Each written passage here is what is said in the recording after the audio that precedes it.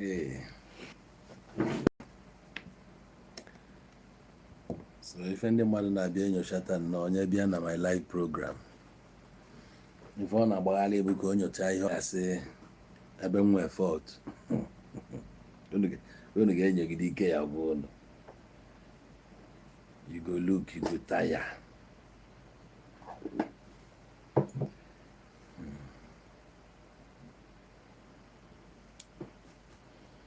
Egbugbe ọnụ m ọkwa ọ na-afụzighị ihe n'ihi ekwu na egbugbe ọnụ m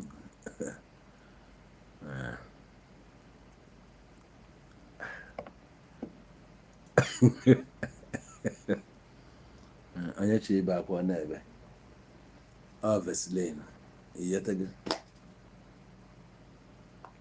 as e dey play make e dey show.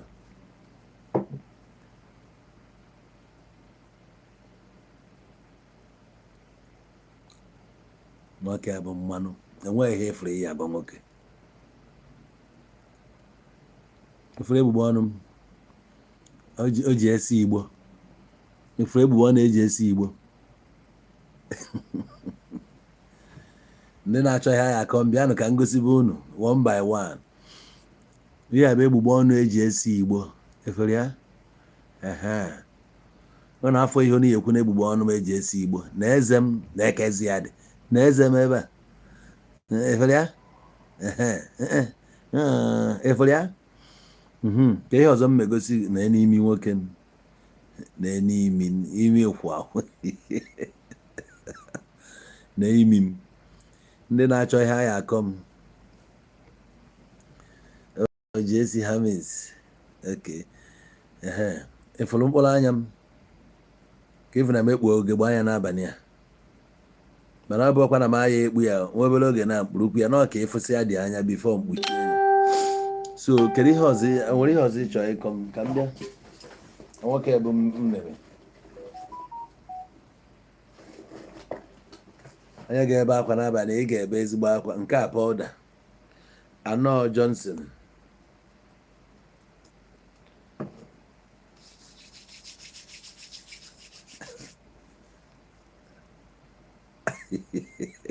onye ga-ebe akwa ị ga-ebegide akwa n'abalị a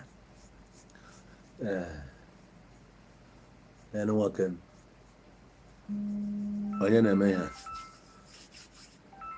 onye na-eme m ihe ọkọọla ka mma azacha were mbe program o mere eburukwa maka program ahụ.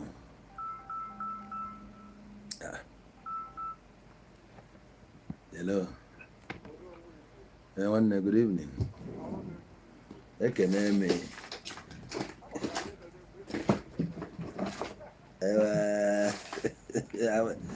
okay.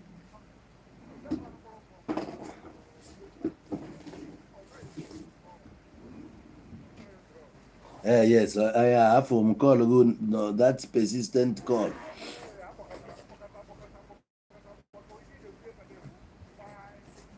Even as we speak now, nke anyị na-ekwu kịta anọ m live.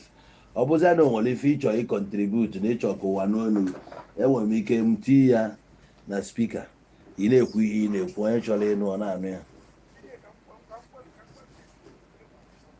Ọ dị mma ụmụnna anyị nwere kọla hia ọ kpọrọ n'anyasị nya mgbe anyị na-eme program ọ chọrọ ịcontribute so as it stands now a ga-enye ya the opportunity ka o kwue uche. So nwanne m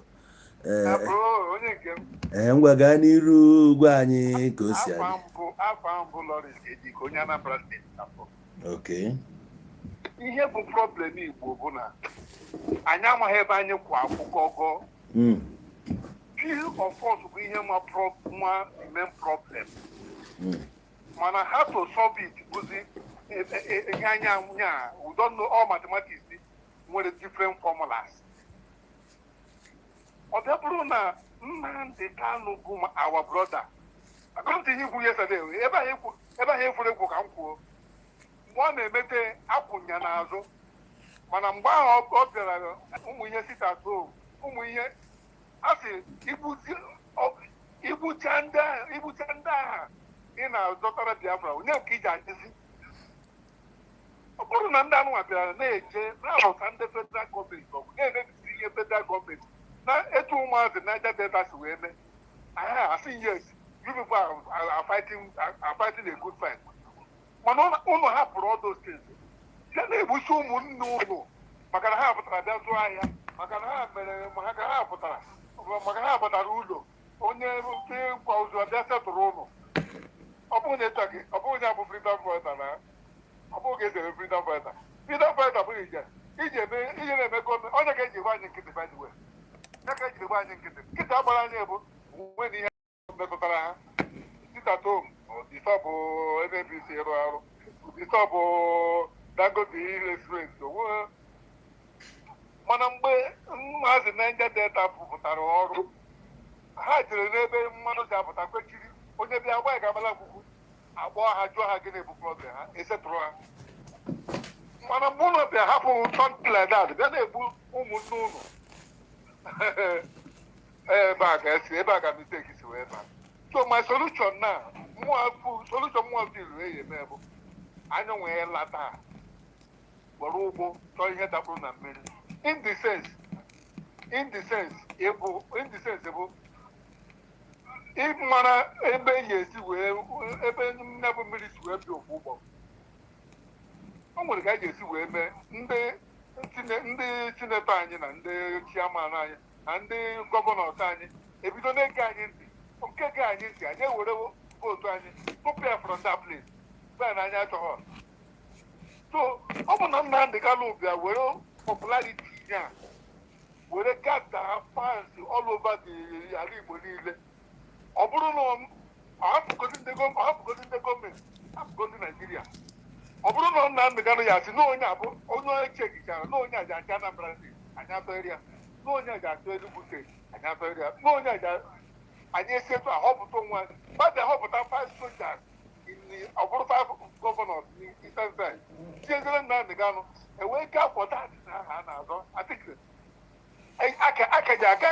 ga anyị ntị na anyị na-ekwu gọvanọ Enugu ahapụ PDP lakpuo obi ị na-ekwu gọvanọ Imo steeti ahapụ PDP lakpuo APC ị na-ekwu nke Ebonyi a na-asị na ekwuru ihe Biafra sie na agba na Ebonyi eso na efuru ya anyị anọgwụ ukwu azịza ọ bụrụ na anyị nọgwụ ukwu azịza dị n'ukwu ọ na-ara ahụ mgbaji mana ịbịa separate ya agbajisi ya were mụọ ọkụ ọ bụrụ na agata ihe na-ekwu so anyị nwepụ ndị Igbo kwesịrị iji aka anyị ogodo onye ga-eji asị na anyị afọ onwe anyị n'aka jigodo aka anyị benwe udo n'ime onwe anyị benwezie one voice agba ha ga-ebenwe one voice afụ na ndị Igbo enwe na onye akwụ ofu okwu ndị Igbo na-ege ntị uche anyị enweghị kịta ụjọ ji atụ ndị Naijiria eji abido kpọọ anyị mitin jụọ anyị na nke ụnụ na-emezi like this gịnị bụ the problem ịghọtara ajụ anyị gịnị bụ problem anyị enwere one man bụ deputy speaker na House of Rep onye Igbo ama m onye ọbụla nke Abia steeti na exactly so the man ha nọ na their chamber onye Kanu wee na-agwa the speaker wee sị ya na ọ baghị uru ha na ha nọ ebe a na-elegislate ma ndị fa na-elegislate ifo na-anwụsị na ọ bụrụ na amụ ihe mere na ọ bụrụ na ha ya shut down this chamber ka ha shut onye down ka ha je equip ndị local vigilante ha ka ha wee nwee ike wee secure their constituents ịmana o kwuru ife akwụsie onye Igbo wee na-asị na onwe ihe ga-eme ka ha shut this place na ha ma shut ya na ha nugo a bigger issue than nke a na-eme kịta so oge ọ na-ekwu mba apart from that ọ na-refer to no like oge Jonathan na-achị ịmago like mgbe a na-atụgasị bọmbụ na-eme ihe dị iche iche ọsọ nwebezi anytime this since ya ban this democracy was 1999. So nwebe nnukwu issue enwelu apart from during the time of Jonathan Goodluck, Buhari and nke anọ kịta. So na-eme ka aghọta that na ha handle go such issues, na ha ga-handle kwa this and that. So even ji akọl ya ọ bụ that na as onye Igbo o make sense to me if ya ka obinite, because ya ahụ na-ekwe nwere ka o si wee reflect ya to ife a na-eme and onye yes. So even na-achọ ka m oji aka bụ ka efu the kind of people ndị na-apụta na sị na fa na-represent anyị. Sometimes most of them they don't talk sense. Most times etu ha si eme their body language ga-egosi that these people are only there for their selfish interest, and that's all. Of course. So that's why o ji wee dị mma na ọ bụ na enwelu party ga-achọ wepụta the right people, ndị fa ji aka fa groom who can go there. O nwekwara another person mfo ife ọ chọrọ inye ndị constituency ya ma shuttle bus ma nke na-eburu azụ dịka pick up, you know, orikakwa ọ chọrọ inye ndị constituency ya. So efu no nwere ndị nwere plan for their own people, nwee ndị na-enwere any plan at all. O nwere one guy onye Imo State, or one of the senator, unlike I don't know who senator go, but nke eze somebody nke na-ekwu buru eze. Yeah. Ọ dịka ncheta afọ nke ụzọ dị mma gbara mgba aha. Ugochinyere. Yeah. That's another senator more like the vibrant. Yes, all the vibrant, all the outspoken. All the outspoken like Abadibe. So Abadibe public spoken, but no action. yeah, and na constituency that Aba South. Aba South ahụ si na apụta mụ afrọkwan much. All the outspoken. As a senator nọgoro there for close to 20 years. So anya ka afọ changes ma ọkwa na empowerment or something.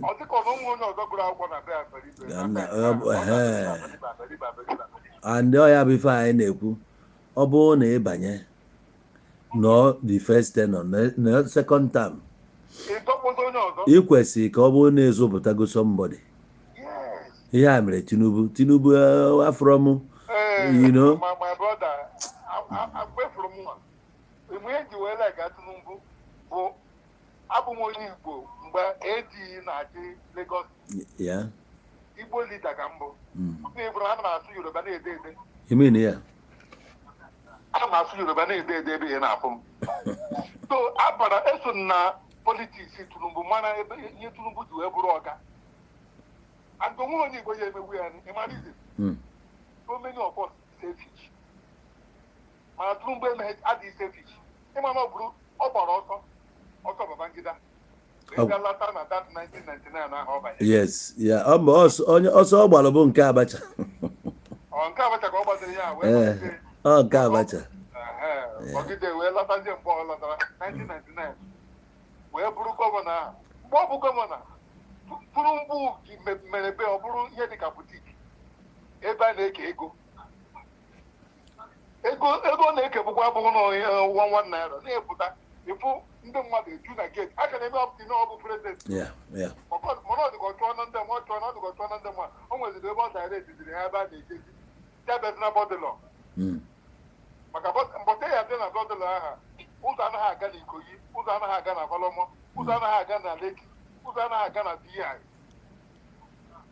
So ihe Tinubu mere ebu o mere gịnị? O jiri nwayọọ onye ụnụ pụtasị na onye anụwa bụ onye ụnụ chọrọ na-eri anụwa o were mere kọmishọna. O nwere area bọọlụ o ji wee mere chief security na ebe a na-akpọ Okesuno Ọbalende area. Data onye a o gbachachara m obodo oyibo o jechaa ma onye area bọọlụ ga na-ekwu ihe ahụ. Ibi mgbe e mere ya ataki ejiri moto wee rịdị bọọlụ elu ọ bụrụ dị bọọlụ buche obodo oyibo jediri ji agbalụ chetakwa ahụ wee nyezie sekuriti. Mana kịta kita nna mụ na na-ekwu ihe a ọ hapụgo the person werekwa onye ọzọ mgbe ọ hapụrụ the guy ka o were sie MC Oluomo onye na-ege ihe a ji ama ihe na-ekwu yes now kita na ọ drọpụkwa na MC Oluomo were another person a na-akpọ onye ọ na-eyuzu kịta ncheta afọ ya ka m gwa gị another person ịma ihe niile a na-ekwu bụ ọ na-ewechi ihe niile ịfụrụ in different areas ọ na-ewe in one place. Okay, achọpụtara m nọ Lagos ka ibezi, right? Of course, ebezi in Lagos and the politics Lagos tụrụ n'anya. Lagos bụ only steeti a na-eme one party lism. Ihe ndị Igbo ji adị chance ba ha eji wee meri Lagos na 2023 bụ population ndị Igbo dị against Peter Obi ha pụtara ndị obodo niile laikere bụ ihe ma Ladipo ma Lekki ebe anyị nọ ebe ilu win everywhere. Ana onye kpatara Tinubu na gọvanọ Lagos steeti ha nwere okwu kịta maka ndị atụ na ọgbagarabere ha anyị ekwechi chụpụta MC Oluomo wee kpọta onye nke Seko bụ onye nke ọ na-eyuzu kịta Seko ọ na-eyuzu kịta bụ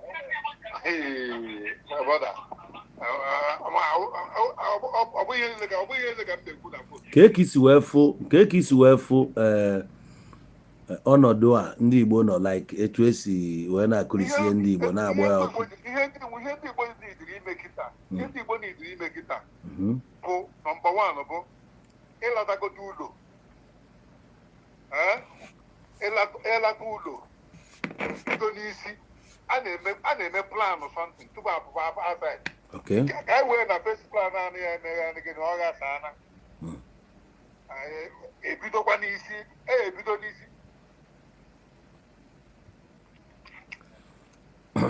ịma na onwe ihe eji asị na Igbo adịghị enwe eze Igbo enwe eze bụ ọ bụrụ na ya enwere eze kama na onye nke chọrọ ilidi elidi na ya afụ ndị be anyị ga-apụtakwa gbaba onye ahụ ọkpa gbabie ọkpa mee ka ya ụdị ha maka ị ga-echeta Soludo na-agba ọ gbara ya mgba publicly onye ọbụla fụrụ ya mana inekwu anya politics anyway. Apart from politics, brother, onye rere nwanne ibi na onye gore ego atụrụ gị nwa ịkọtara ihe na-ekwu onye rere nwanne ibi na nwanne onye reziri atụrụ gị nwa rere nwanne gị so why can't you ọ bụgodị na ịma ihe iji ekwu imechoro onwe gị ọnụ nwanụ bụ na ndị mmadụ ịmaha ụdị movement dị n'ebe Peter Obi nọ o jiri ya nwee hatred enwe ihe o ji wee win na Anambra steeti win na owin bụ na Anambra achọghị onye wepụtara for APC ụkọchukwu bụ my neighbor village ka ọ bụ ụkọchukwu bụ my neighbor village afọ nọ na ndị mmadụ alaikọrọ APC ndị mmadụ alaikị APC and APC wepụtara wrong candidate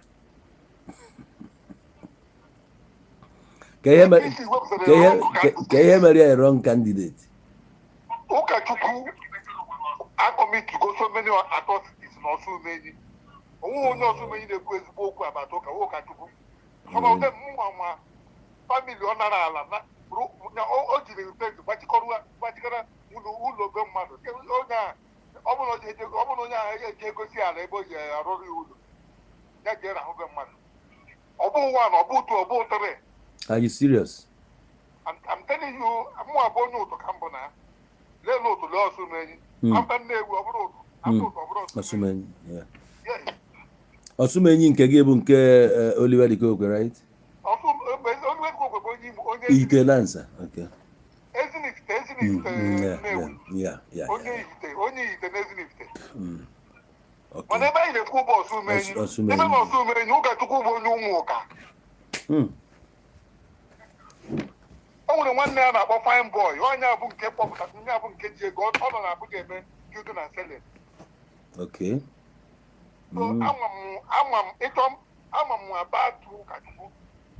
So automatically ndị be ha alaikọrọ gị. The guy. O wee bidogodo ebe a wee daba. That is very wicked. Okay, I'm going to give you an example. If you hear na deputy governor jere during one government exam. During one election, the guy that called the check here can don't do anything.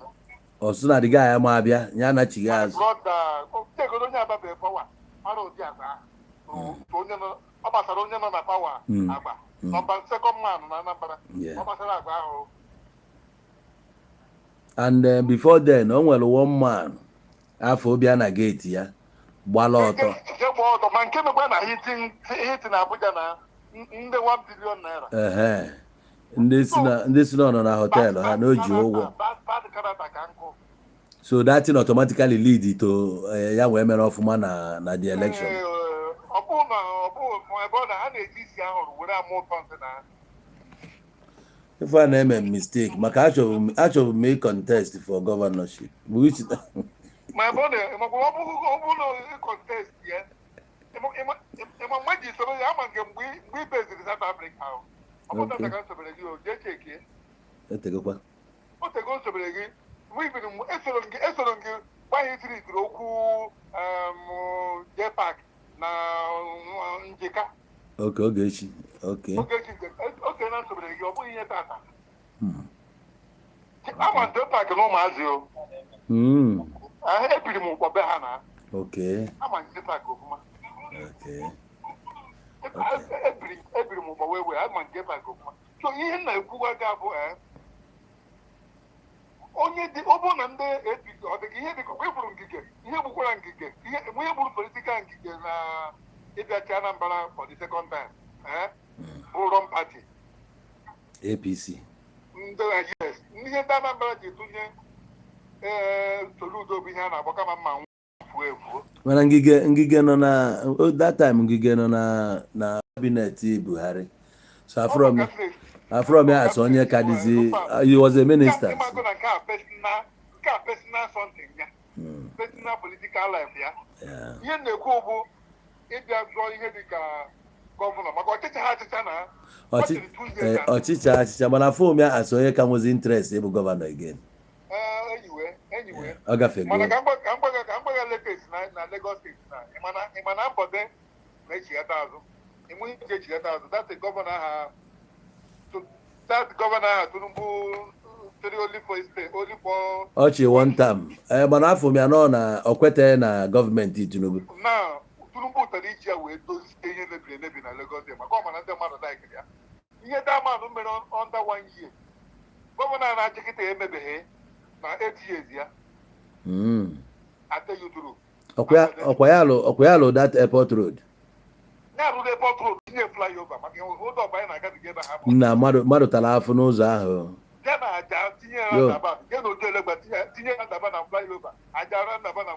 n'oju elegbakwa n'oju elegba ebe ka o tinye onweghị ọlụ n'oju elegba abụlegba okay ya okay na ebe gọọmenti ahụ o nwere iro dị close otiwapụ ya mezie ọ bụrụ ebe ihe esi wee na ọ bụrụ na nke ọ bụ ije gaba pa gaba na United jeta ọnụọ isi okpuru briji ha tọọ na nke chiga ntoki ya so reduzuo hold up na-aga saịdị ebe dị des ọ bịakwa ọ dịka anyị nwa na-eju ebe a m bi na Lekki na ime travel tupu onye ji orile a na-eru Chagamu agafeela na Ijebode ị ga-agbazi ụzọ ime ụzọ aja ahụ agba na-ekpe rodu ahụ express ka ọ bụ kwụkwa express ya gbadara dịrị ama m oge a na-alụ ebe ahụ mana ụzọ ọ tọziri ụtọ na ụzọ ahụ atọka ka ọ bụ mmiri ka ibi na-etiri toket mana na-abịaghị ego ebidobi ịna ego ya moto loduru n'orile maza alaba na-abịa agbada ụzọ my two na-abịa agbada ụzọ esekebe ndị na-agba net a na-anọ na emechi ọrụ na dị na Lekki a na-afụ ụlọ zero bọs na ndị a na-agba net a na-apụta ebe 9 na ebe 10 na drive na dị ụzọ amaka galop adịghị ya ị ga-agbagide pụta n'Ijebu ihe ma mma ihe dị mma dị mma mana ụzọ ahụ nwee mgbe ọ jọrọ njọ ịma na a na-ete mmanya n'ogologo ụzọ ahụ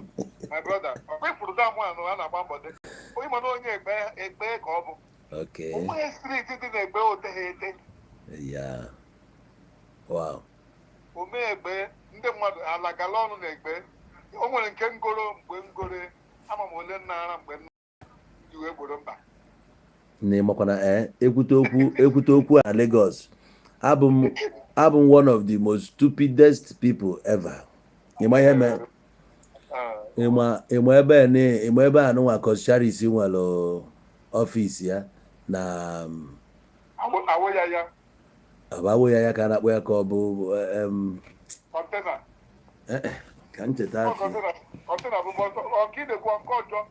ọ bụrụ ọjọọ na saịdị Lekki a na aja awụ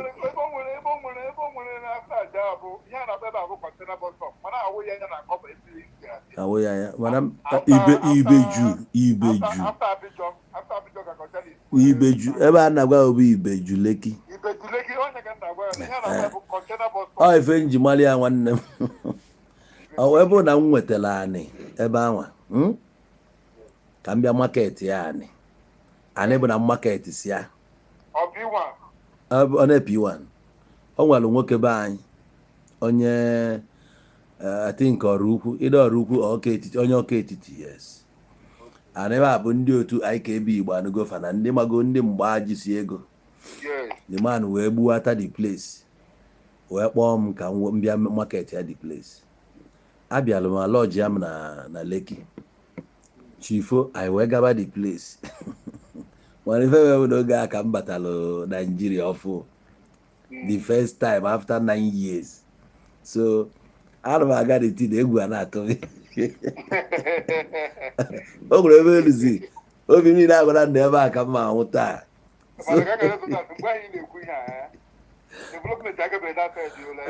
ka m na-agwa gị na so ife a bụ mmiri igoli kpochie so mụ nwa na onwe m na-enediti n'anya amaghị m staịlụ saịdị akaba anya mgbe a na agba m ọsọ dị ya na agba m ọsọ mana ebezi kịtazi ka m pụtazi ebe a nye ọ dịzie ka ka m na-agwa gị ife abụọ bụ na m ubi Lagos mgbe ahụ marịba a na-akọ ọ ndị Igbo na-alụchikọ enu na n'ebe a nwanyị ga-eji ya wepụta millions of je na-awụchi mmiri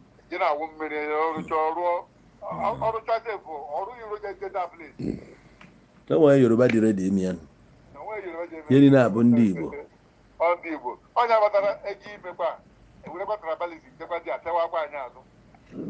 mana anyị agba ọsọ n'ọlụ a anyị agba ọsọ akụdungo mana from ihe nna afụ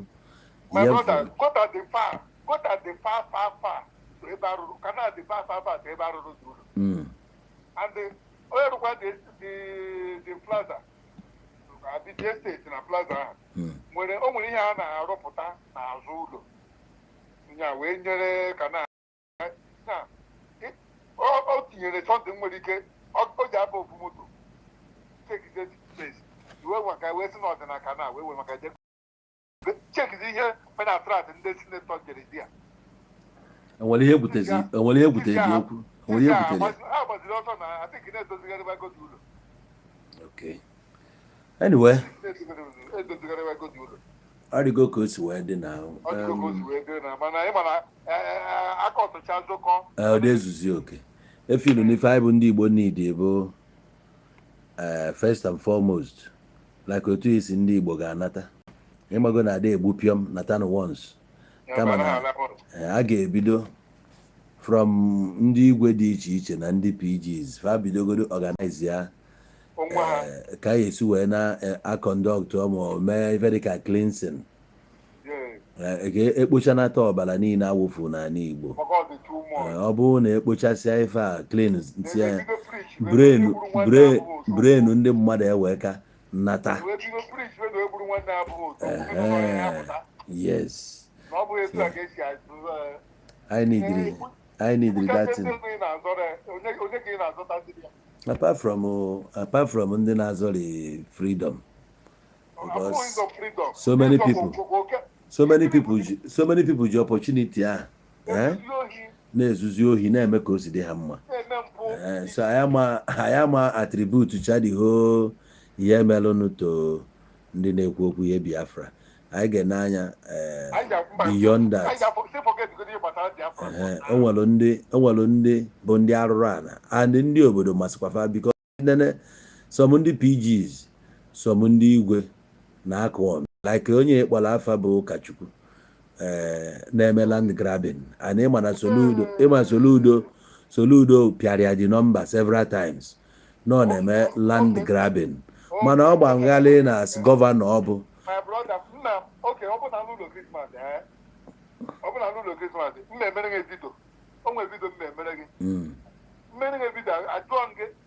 ụlọ anụnwa na nke arụ ọbọ nke buru ụzọ dị ya ịfụ na o nwere ụlọ ochie ọ bụ na ohe bụbe gbamgbam ya maka ọjọọ gbachigide ebe si na otu ụlọ ama ndị n'ụlọ na ebe ya rụrụ ụlọ ọ bụ na ọdị na enwekwa ka esi eme ya ife ị ga-eme bụ niile idiri ebe a enwe dialogue onye a jee chọọ anị a choice place ka m bịa because o nwere ihe bụ na the only reason ị ga-eji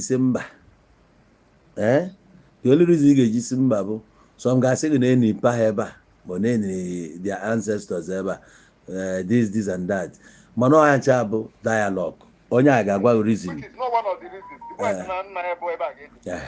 ụdị ha so mana ha nidi ịkpa nkata kpaa ya ọfụma ịkompenseti onye ahụ ọfụma na ịbụrụ gọọmenti even gọọmenti so ọ bụrụ na gọọmenti bịara ọsị ha na-enere nna ya ebe a ihe nidi bụ nya chọzie a place of his choice ka igonye ogote ebe ọ nwere niri onye a ga-abọpụta nwunye ịghọtago mgbe ọ ga-achọkwa ahụ even na Asaba Obi Kubana bịa ụbọchị unu ga-afụ na Obi Kubana bịa ha gbaa na fensị ana o nwere ndị rụrụ nọ n'ime ebe a ha gbabidoro fensị ịghọtago mgbe ama m na a ga-arịzọvụ kwa ya ọ bụghị ife a na-eme mba because ọ ga-ede ntị afọ onye a so ife ị nidi bụ you meet the person. That man onye na-eme exactly ihe anyị kwuru ọ na-aga through dialogue. Yes. And onwe nke ọ na-arụ na-apụta okwu ọ ga-ebu ụzọ jepetagodiri gị bangalo ọ bụ one story nke ọ chọrọ ịrụ ọ techara gị ya mechie ga-mepere gị ya that's the best way to deal with all things. nwanne a na-ekwu asị ya mba tụtụrụ onye ugwu ọkụ ọ na-ama ya ama na ịfụrụ diwe oji adị ihe onye ịfụrụ ọgwụ maka ka a ga-edoga ka ọgwụ maka na kamera dị ebe ahụ ọ na-agbakwa ọ na-agbakala adụ etu ahụ ya nọ chukwu zọpụtara anyị n'aka ya kamera bụ ihe ịfụrụ kamera bụ ihe o dere anya fụrụ kamera so ọ bụrụ na win election anyị karịta afụ n'aka ya ekele dịrị Chukwu mana ife na-ekwu bụ ana m ene anya na ọ bụrụ na gọvanọ anyị bụ Soludo maalụ ọfụma na nwoke a bụ na ọ na-eme land grabbing dịka o kwuru ya o kwesịrị stand as gọvanọ napụta ya na aha nye ndị mmadụ back as the gọvanọ ị nwere the power ọ bụghị ikwu ya n'ọnụ ikwusikwa ya ndị na-achị a na-ata ahụfụ so the rich are not suppress the poor ọ dịrọ mma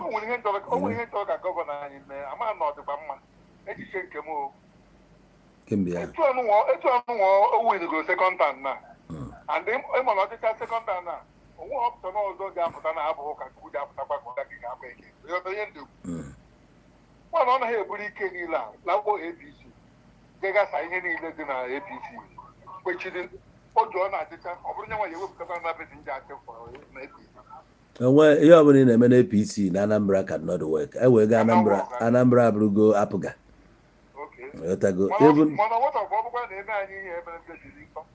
emere one ndị ọbaghị isi onye ọbụla defect ya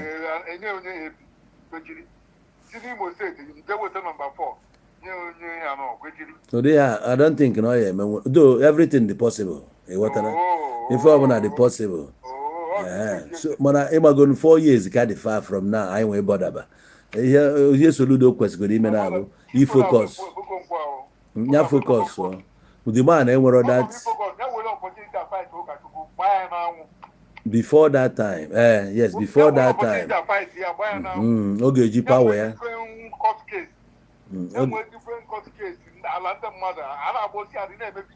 Even exposed by ticket, by credentials, yeah, and what have you. I'm going to be before Soludo Gachisi. We are not going to bother about it. So the thing about that now, to this end, actually, I PHA so that now another caller can come in. Dalo for your contribution.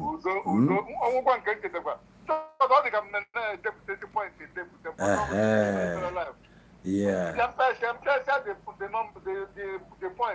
Then I will can deliberate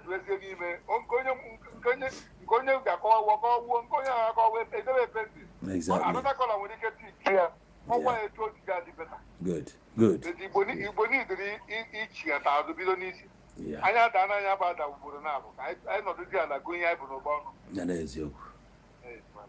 Thank you. Okay, my brother. Oh. I want to that boy he did it for Papa Torega. Women are only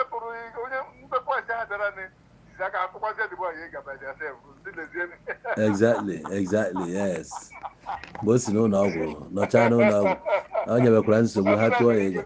Onya ka ofu o nwere one lady si na ya bụ na ya na-akpọ ya bụ akwụna na France. Enwe ka o si wee walụ m na-eme program na-akpọrọ m na mụ bụ criminal na ndị APC akwụọ na m ụgwọ watu onye onweghị ihe mfụ na why na meji meet the guy jee mee ya interview what ihe na-ekwu n'obi mbụ etu ọ bụ na akwụrụ m ụgwọ ọ kwesịkwara ya nwee wetakwa ego nke ya kwụọ somebody ka onye aje ka ọ kwụọ onye ọzọ ka onye ajekwa ịghọtara ebe ọ bụ na ihe ọ bụla mmadụ mere bụ na akwụrụ ya ụgwọ meanwhile ị na-eme expect isi ebe a naba aka franchise na nji cover story ma onwe ga-eji wee motivate ọrọ ọkwa fuel ka eji anya moto ada service onye na-eji ije ụmụ eri nri so people na-akọgheri ihe mmalụ na dị ije bụ na oge the video pụtara the first time enyere papa the boy the chance ka o explain onwe so and after ka the man explain the one the boy kwa nne ji ya na ya n'afọ explain the video toka ejisi n'ike ihe video ahụ dị the video dị 42 minutes mana originally ife ọ dị bụ 1 hour 30 something minutes n'ozi onwe onye isi ndị security that Igbo ukwu o nwere ndị ma etinye ezi dito na ọ ya dịzi too boring ndị mmadụ watch ịghọtara ndị mmadụ ndị bịacha ebe ahụ bịazi kwuo so nke nne ji ya na ya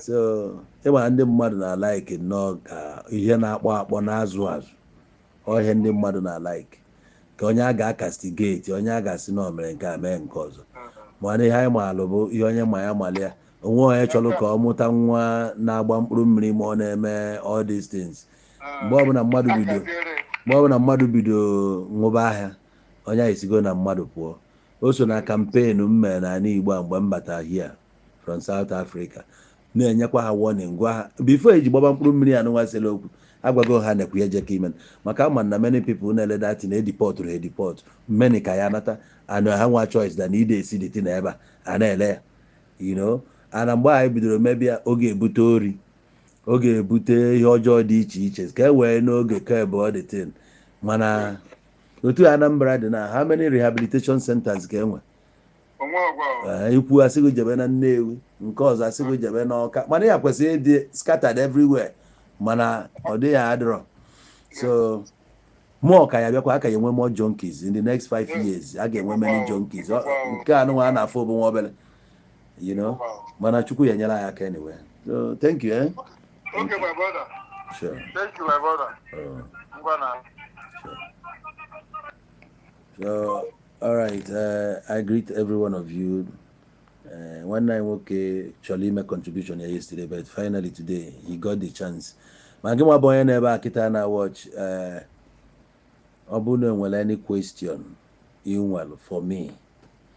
In well drop the question. Obuno Charlie Babo. Is there anything you want to know about these programs I in a host? Well, any topic. About that you want people to know, or need the kind of opinion or suggestions, or stuff like that. If you have a question, come forward with your question. If there is a little I know, I can give you as an answer, or people can still throw in their opinions to strengthen your already conceived ideas over how you go about your stuff. Or whatever you have for us tonight, it's your time and it's your opportunity. You want people to give you some ideas, you can come up with it. I will call. If it borders on omenani Igbo, fine. Or marital or family issues, you are maybe on your crossroad now. You don't know how to go about it. You want that opportunity tonight to come up with it, even if you don't want people to know who you are. You want to conceal your ID, it's fine. Come up with your questions. So, Bros Shine Perfume say, my question for now is, have you followed me? No, I have not, because you have not introduced yourself to me, and this is my first time to recognize you. I've made my number available to everyone in several locations. You should come to me and say, this is what I do. Please follow my page. I can follow your page. Pros Shine. So you are on TikTok. Let me see if I can find you now. Maybe I can follow you.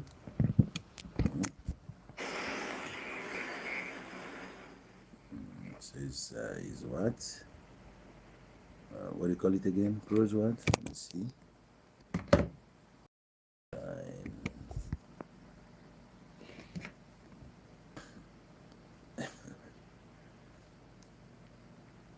Pros.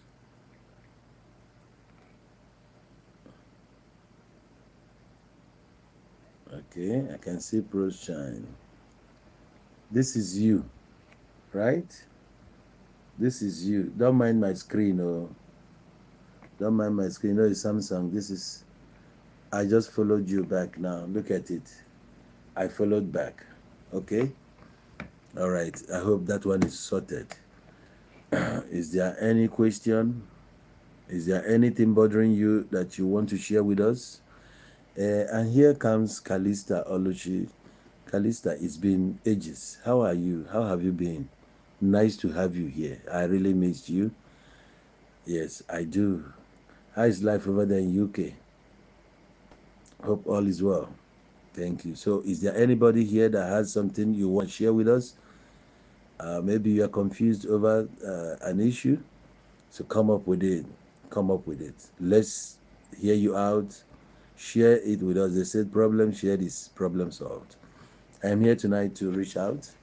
I'm here tonight to moderate, give an idea, or explain things maybe in a better way. No, sorry, we can't take this. Somebody's calling from South Africa. The number you should call. No. How am I gonna? I need to silence this. Okay. If you want to call, I'll give you a number to call, 0816. Just call us in my Nigerian line. That's South African line you're calling. 0816 Nigerian number, 778-7008. That's the number you can call if you have a question. Kamsi Yochukwu says, all man is confused. Only God can help us. Where do you see God? Man is God to man. We help each other. We carry each other along. We give our shoulders for people to lean on. There is no God anywhere. God is you and God is me. When you've seen me, you've seen God. You share your problem with me, and half of that problem is solved. Sometimes when you talk to people, not really like you're seeking solution from those people, but you want to lift some things off your heart. Maybe you are burdened, your heart is heavy, but by talking, you lift it off. Some people lift their burdens by crying. So by the time you start shedding tears, you find out that those things that is cumbersome has lost some kilograms, no longer weighing you down like before. So what is it you want to share with us? Whoever wants to share anything with us, or you have a question, you can come up with it. Family issues, societal issues, social issues, whatever it is. Okay. All right, we have a caller here from South Africa. Hello, good evening. Yeah, hello. In on a speaker, people are hearing you. Do you wish to ask questions or join in this program? I just wish to In respect of this program. I'm calling you respect of Adama anụkwa onye na-ekwu nke onye na-ekwu Adama anụ ife ị na-ekwu. Yo, I can't hear you, bro.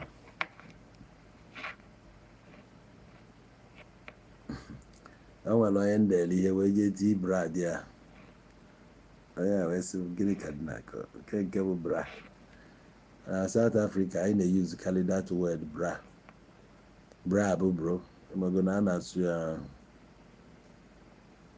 in Afrikaans way. Come watch you going maybe network device. Like I said, if you're just joining now, we don't have any topic specifically.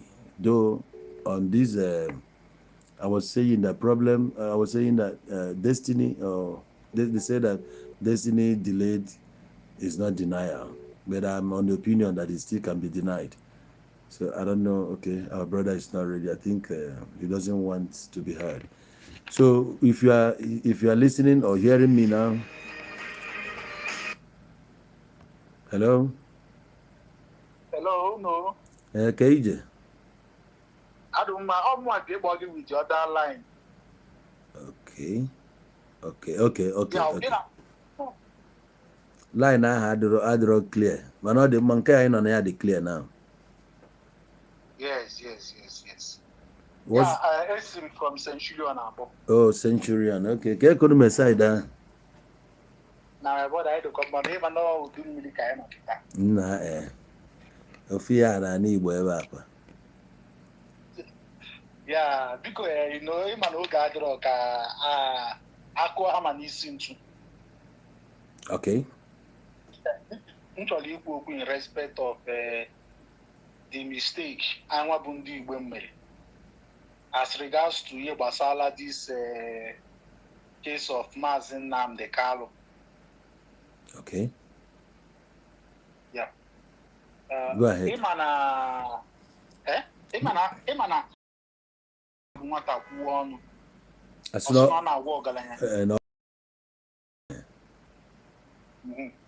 And sometimes when you feel untouchable, now if you know that na onweghị mmadụ ga-emenwu gị and stuff like that, ụbọchị anyị agadara gị like this, I feel that you are nobody.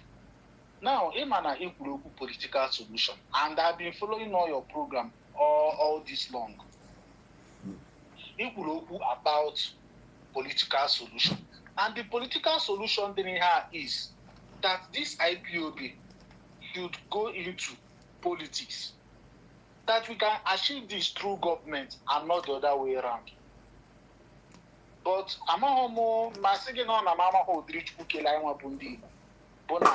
we hardly listen to advice.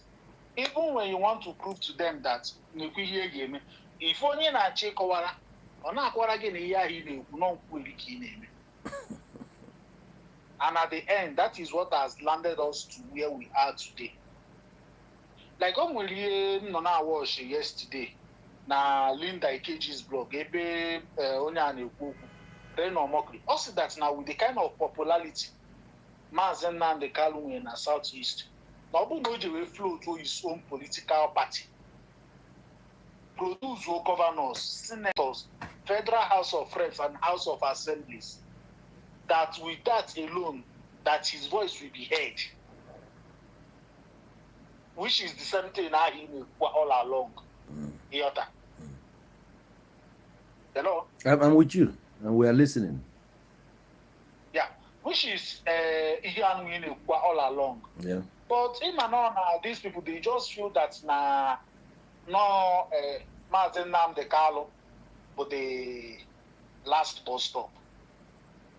And I'm not going to know some of all these IPOB members. I don't know all these IPOB members, the kind of mentality I'm with anyway. Because in 2018, I could remember then, no, Onitsha. In 2018, Mazen Nnamdi Kanu had that they should boycott election, that they shouldn't come out to vote. And I asked myself, and how many we believe, not just so many, everybody trying to cast the vote. What is the essence of that referendum that you are talking about? But you don't want to vote. And the dangers in the buying armor is this. The dangers in the buying armor both of them is this. The Nigerian Constitution will go to it that they will have citizenship. They will citizenship by origin, way by birth, then way by nationality. Na Nigeria no one again. Yeah, nationalization and naturalization. Nationalization and naturalization.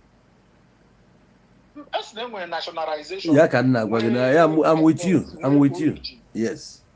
Okay. So now, and in the buy am that na no new am on each way o me record yes no on Jakano we can we am. Ndị Igbo am that the same onugbu. Iota. Also na ndo Onitsha by birth. In other words, any political position ọbụla ọ chọrọ vie for. Not ga vie for it na this the same Anambra State. O win oga. Now that time I know Onitsha now. So now I said that na how more that no only ugwu ọbụla contest for governorship election ma ọ bụ ihe ọbụla also dị nya pụrụ. Onu nwa no bụ ndị IPOB na wee sị na ama mbi to election. Na ọ kpọbata ndị ugwu be ha nwa nwa atụ ọrịa o win oye. Onwekwa ihe ọ bụla ọ sọrọ gị ka ọ ihe ebitekwa ya n'ikpe. Onweghị ihe ebite. And ọ bụ na onye abata ha na gbaka ihe na wee fụzi ife anyị mere onwe anyị. But nke by self, ihe ekwodu ji okwu self, o si n'ofu ntị ba, even ọ na-adịrị abadịrị ha na ntị atọ atọ. So in a nutshell of what I'm saying, Summarize. Nwoke be anyị mụrụ nwa wee si n'afọ nwa bụ taa bụ gboo. Okay. Ọ bụrụ na anyị nwa bụ ndị Igbo ga-retrace godu our steps, ka anyị godu nke anyị jere eje n'ihu, ka anyị godu nke anyị jere eje wee mara onye fọrọ n'ihu, mara godu nke anyị jere eje, mara godu ebe anyị nọ wee mee mistake, anyị wee sigodo ebe anyị nọ wee mee mistake wee correct bi ọta put otu things in order. Because with the way ndị bias wee na-emekwa kịta anụwa, I'm sorry, we will still repeat more of the same mistake. I made the mistake during time of Ujukwu, made during time of Uwazuike, made during time of Nnamdi Kanu, the other. So, ọ bụrụ na anyị nwa bụ ndị Igbo ga-ejiri kịta anụwa wee maka onwe anyị ọnụ mara ebe anyị na wee mee mistake, wee si ebe anyị na wee mee mistake wee correct ya the mistake. Ifo that na ihe anụnwa anyị na-achọ anyị ga-enweta ya. But ọ bụkwa na anyị si mba na ya ga-eteki correction, ị makwa na anyị atọkwa n'ife anyị tọrọ ọgwụ n'ife nchọrọ ikwu. Yeah, thank you very much for ife niile point chalaka ebe tọọ m ụtọ wee bụ oge anyị kwuru onye a mụrụ n'obodo, onye a nwekwa equal right with you as a citizen. Ije n'Enugu today, o nwere onye na-abụrụ onye Igbo but gọvanọ mere appoint, ọ nọ na cabinet ya, and ije na Lagos ndị Igbo na contest win na ọ na House of Assembly and all that. Mana ịbata na Igbo anyị, a lot is happening. Anyị ka nọ kwefula n'Igbo, anyị ka nọ millions of miles away from reality. Mana the only thing I'm happy about bụ na Chinefo anyị na-enwe education, but that education abụrụ ndị anyị na-eme obtain from classrooms in Nigeria, because in Nigeria already the seed first soul ebe anwa bụ seed of tribalism. Nke a bụ nke anyị, nke a bụ nke anyị. So ịbịa na be anyị ihe na-etokarị ebe a bụ tribalism, nepotism, and then selfishness and all that. Mana ndị a niile, I'm grateful to Almighty for ndị a niile na-eme travel. Oge anyị know travel is part of education. So ndị be anyị nọ na UK, America, and some parts of the world anọlụ erie na nne gbagote na nọmba wee na-afụgasị so many things anya fa na-emepe.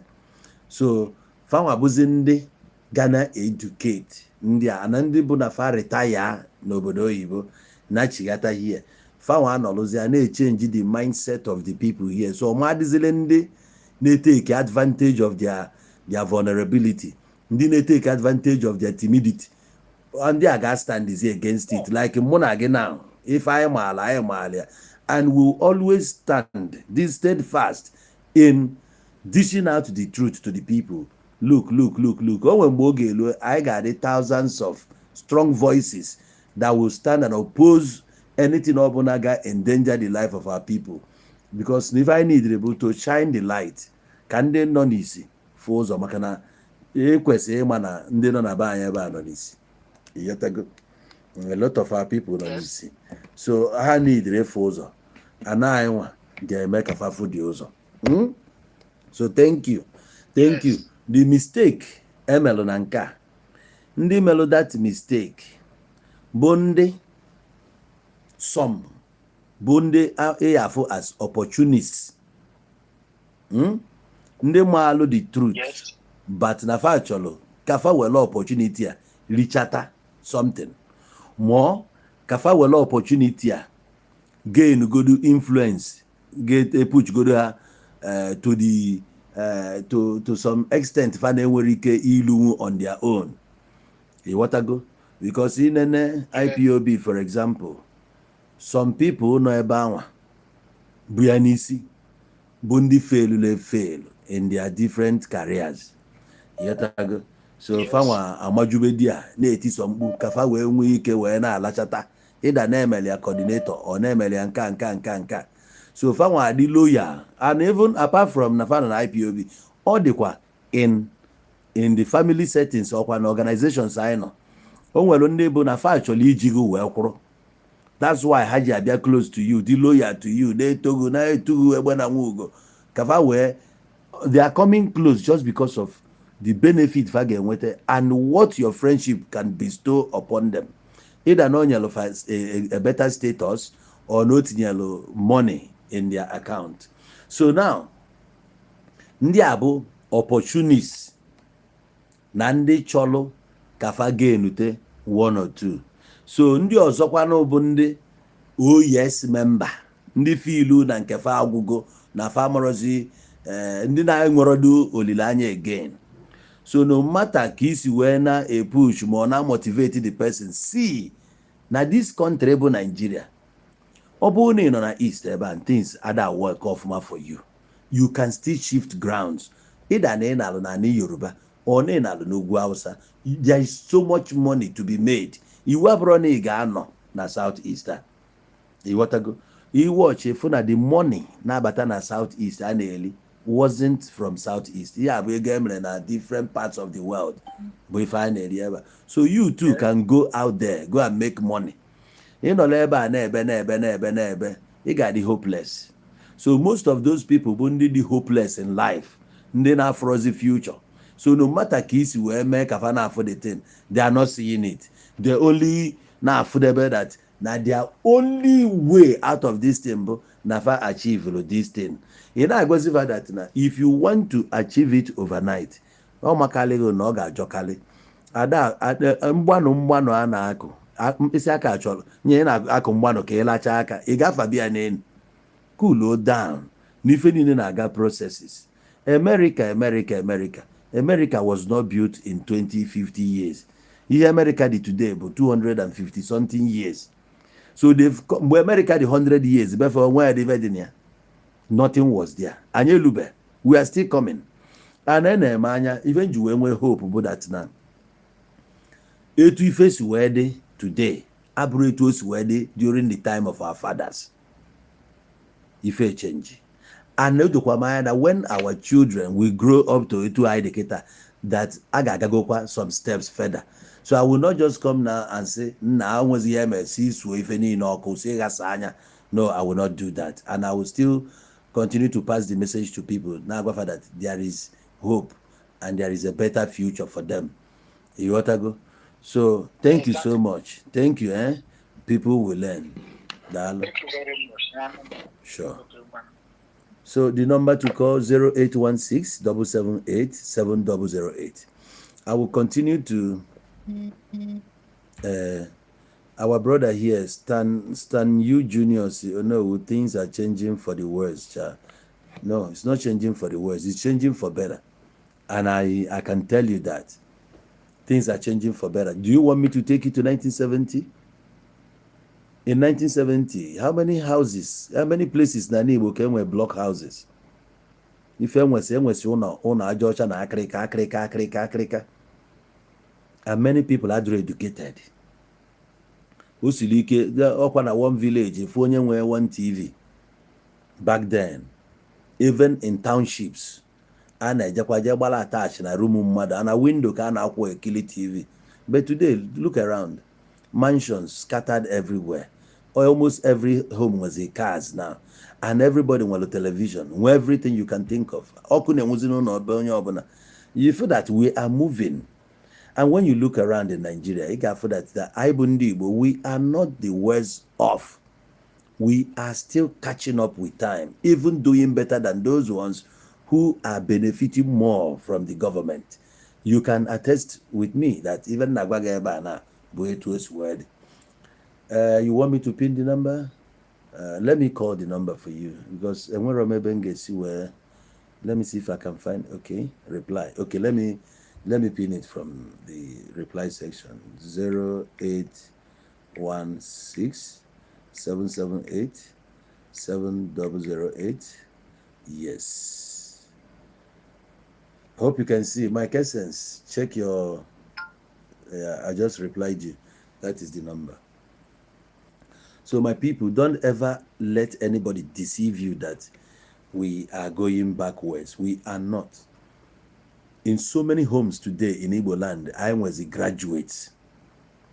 In so many homes in Igbo land, and I was people living abroad. Even in the 90s, in one village, just 5 people abroad. In one village, 30 people who graduates. If you look around, I have many lawyers today. Back in the days, how many lawyers can you have? When I were lawyers, were architects, were engineers. I was a lot of things. People are now getting education. Ufodu scholarships where we ever follow today. So I'm telling you, we are getting there gradually. So onye na-ada afụ ụzọ bụ onye na-asị na end ya today because na ọ dịrị ọlịa mma.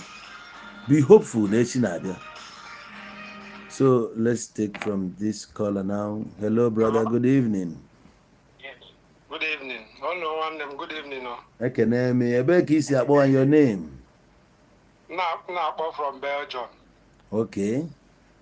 Akpọ from the other time when I only one guy I did talk online. They debate on the Nandi Kano. Okay. So, I'm trying to contribute to the same. I go away. Before some Nandi for a very very long time. Maka Abon Nandi Kano channel. The whole ability politically not can at least by now I can get gafa. But if you change in another way, I won't not live on way can be both. They can't be do politically. Maroka that no borrow this kind of number of followers so we get a coca anyway. The loyalty can already different. They what are the thing now? And Obugo they cannot those will be do along the way. Oba change banye to politics. All people like us bụ ndị Igbo bịa gasị na ọ narịghị ego na ọ bụzi sabotua. And I want the thing now. Yeah. So here watch I hear niile. If only here do so complex. I blame ndị Bible ndị Igbo blame go aka get for me I believe from that now. Sorry. Eweniwe. Akwefu na okum court na. I nwere ike inye me a minute can restore the light. Okay. Just a minute. Okay, please. no problem. Sure. Okay.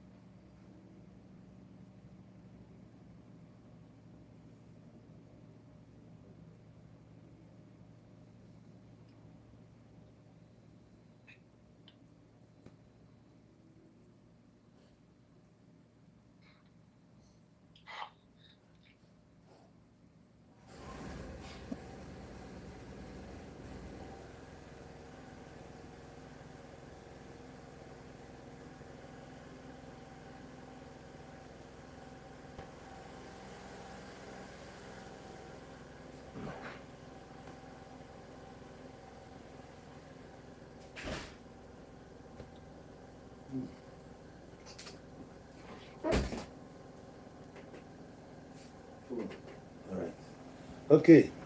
Thank you for holding on for me. I'm back. Okay. We can go now. So, ọ dị ka now that na along the way now no way goes to airport or use go do Wazirika as an example. Cost stop with it in everybody. A lot of people call it Sabo na federal government, no go federal government go this and that. So the same thing now what be carry wali men nande carry in the carry ha carry in the get go not to go compromise. Now my college we channel was who politics ka bayana. In fact, I want to buy more off ma. Can't have pretend. Yes, if you the in order. If you know in order, but look at it this way. If na something other gani robe, you have a double mind within yourself. Yes. What if Nandia maybe ma accuse? A man on where be as well.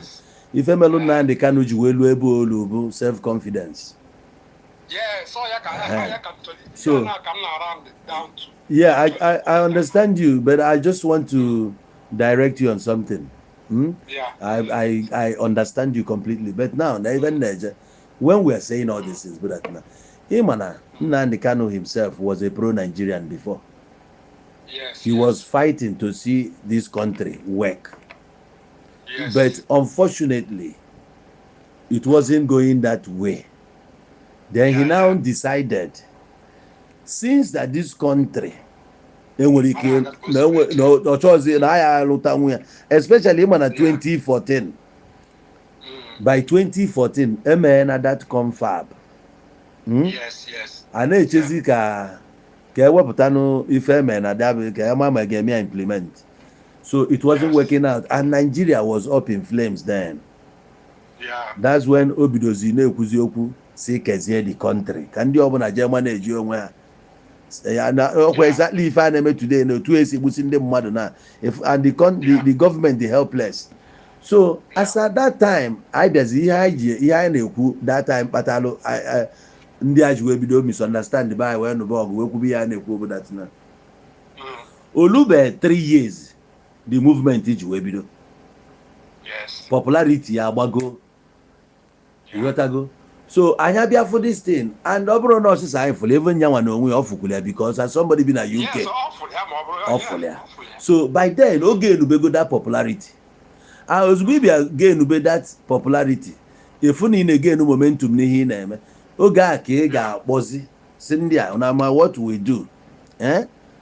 Let us unseat these southeast politicians by Kai was why build our own. Oh, Ojukwu form Rapuga. Or just and the man believe in him.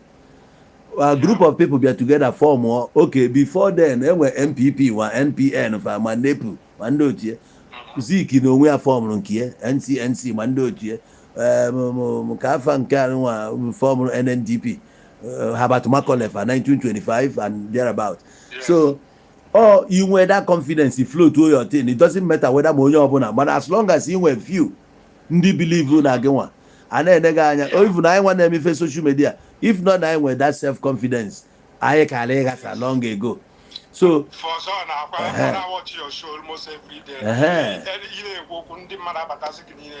Yes. Oh, when I got we are that in on Nanya for no one viewers or drop one.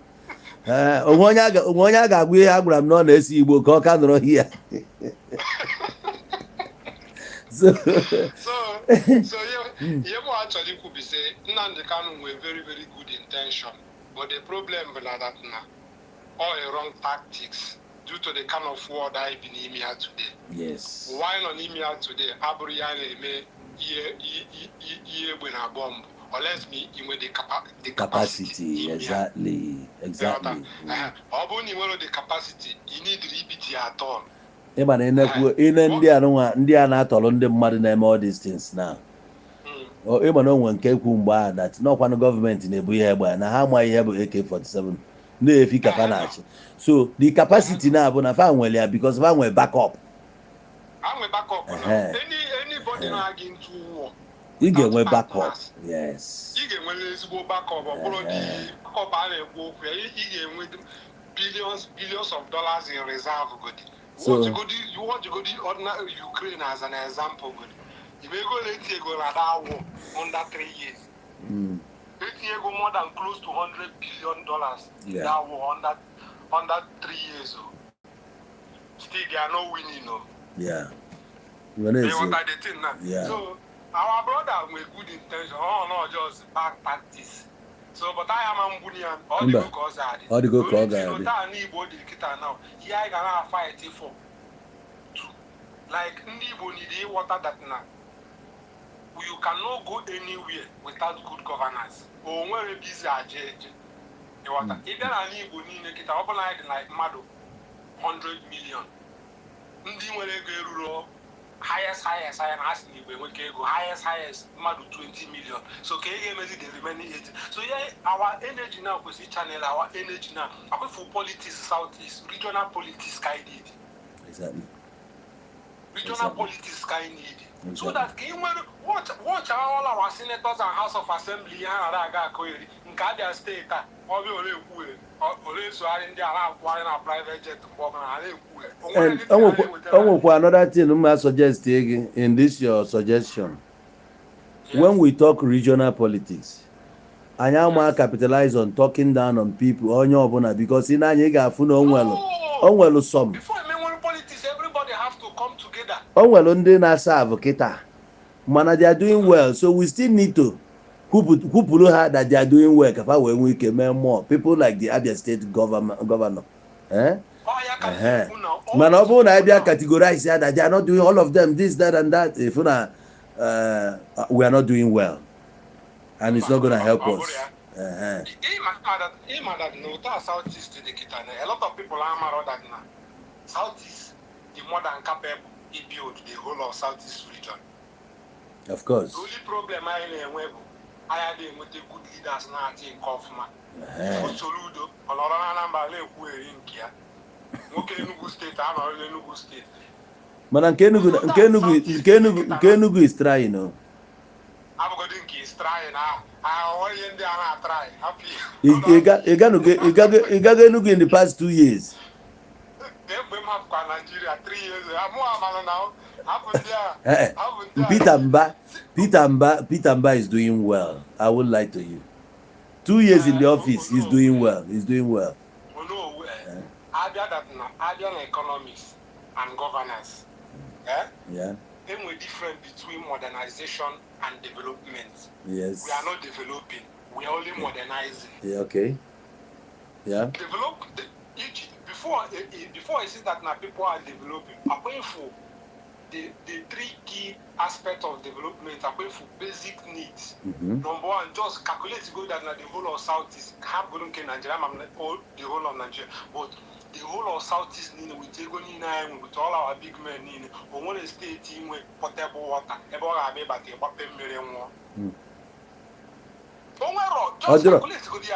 yeah, I'm with you.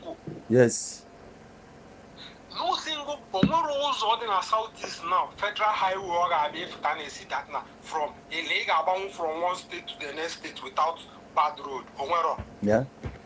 If you go about Anambra State, who's on just patch from 2 kilometers or then the remaining 1 kilometer. Yeah, like sometimes I'm not calculating all this thing.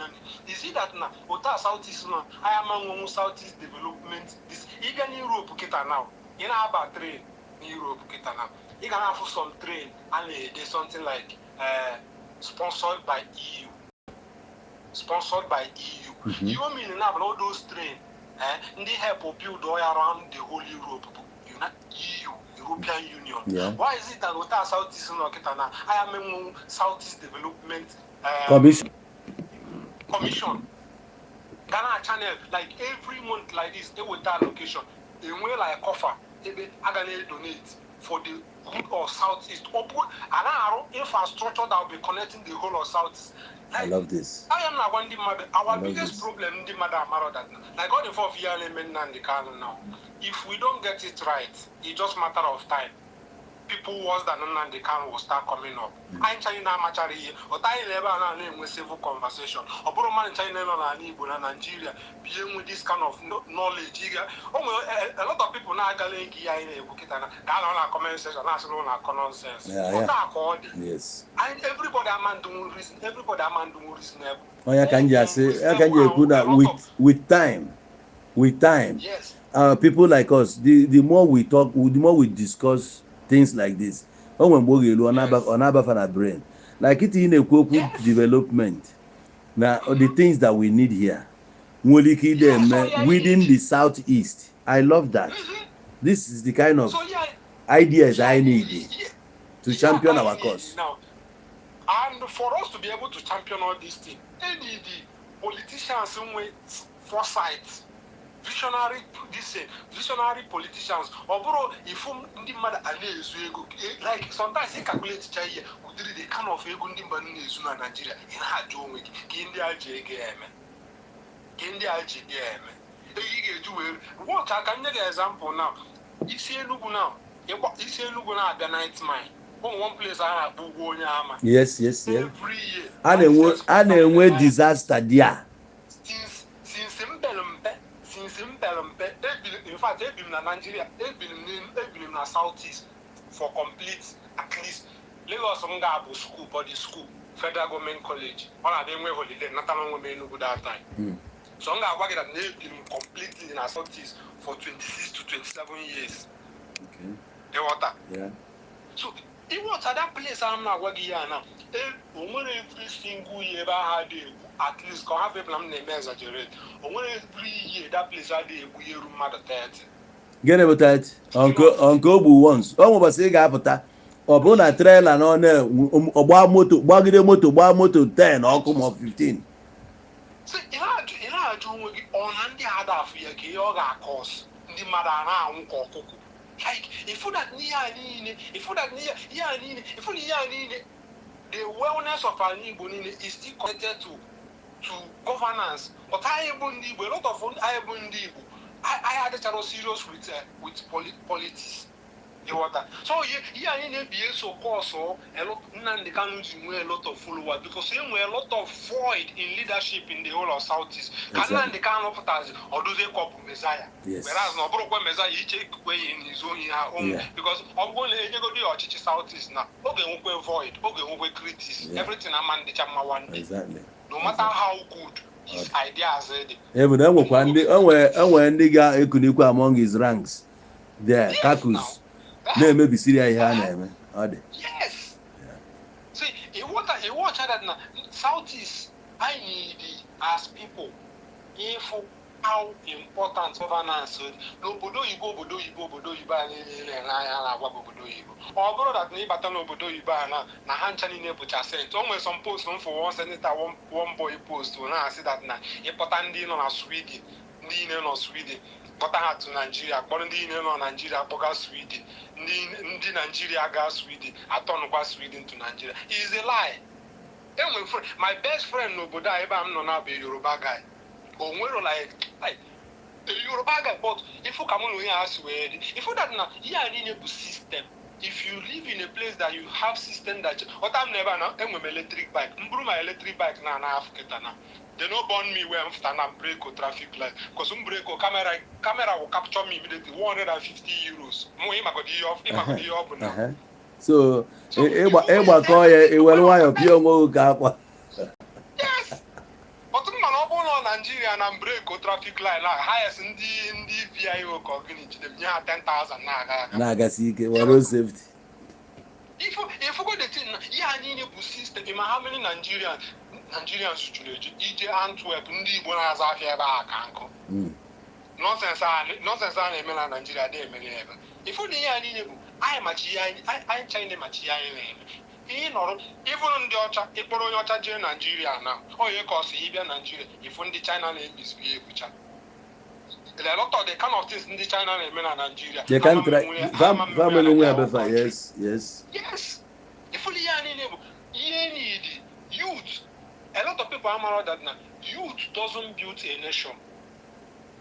For you to build a nation, you use the knowledge of the elders and the strength of the youth. Anytime it happens, nation building for the youth, it always leads to chaos. Yeah. Oh yeah, in Nigeria, You're correct. You forget the thing now. Like here IPOB now. Here cause IPOBs were cast out to this level because all mainly youth. Everybody go. How many? What are you name of IPOB? What elders like? How a good ideology, but a more good organization. No strategy. Every time I have to ask you, war. No, if you get that, sanity. Get video from the leader. Yes. So that IPOB in a site, kita. You get check the leader. Full the temperament, full vision, yeah. I know that's my ideological pass in India. You may imagine when somebody like Emeka Anyoku, iwu anyanwụ like mgbe fa ndị anụwa ndị okenye agasị ọ bụ na ụdị ndị anọ si wee si afa wee tinye as patrons leaders of thoughts ndị enwere ike no Ghana as consultants ị ga-afụ na disi na aka ọkaala ilu otu ozi ọkaala idegenerate na but enwere such all involved na ala ekwu okwu maka China. A lot of people in China were just about that president. About just that president. Actually, for me, council of their elders, something. Oh, one day they call leaders of China. This is their president too. Answer to. Maybe na buy boy. They are not wearing a Bible cabals. But he were like the southeast the elders want to say the southeast. Everybody know like the whole of southeast doesn't know we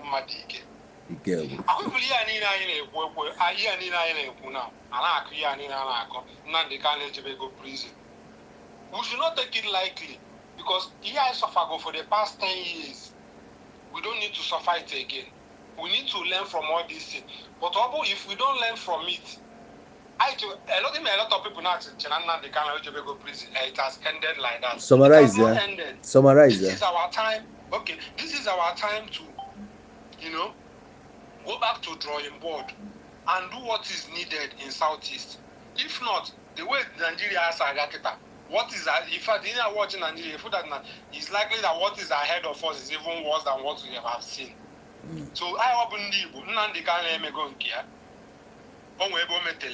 nwere ebe o metechara ya ọ nwere onye dị perfect. Of course.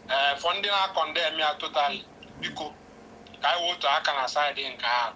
Nnamdi Kanu ọ bụrụ ya bụ the worst thing that ever happened to. In fact, Nnamdi Kanu is a very big addition to us, even though say tactically on ebe o metechara ya his own way.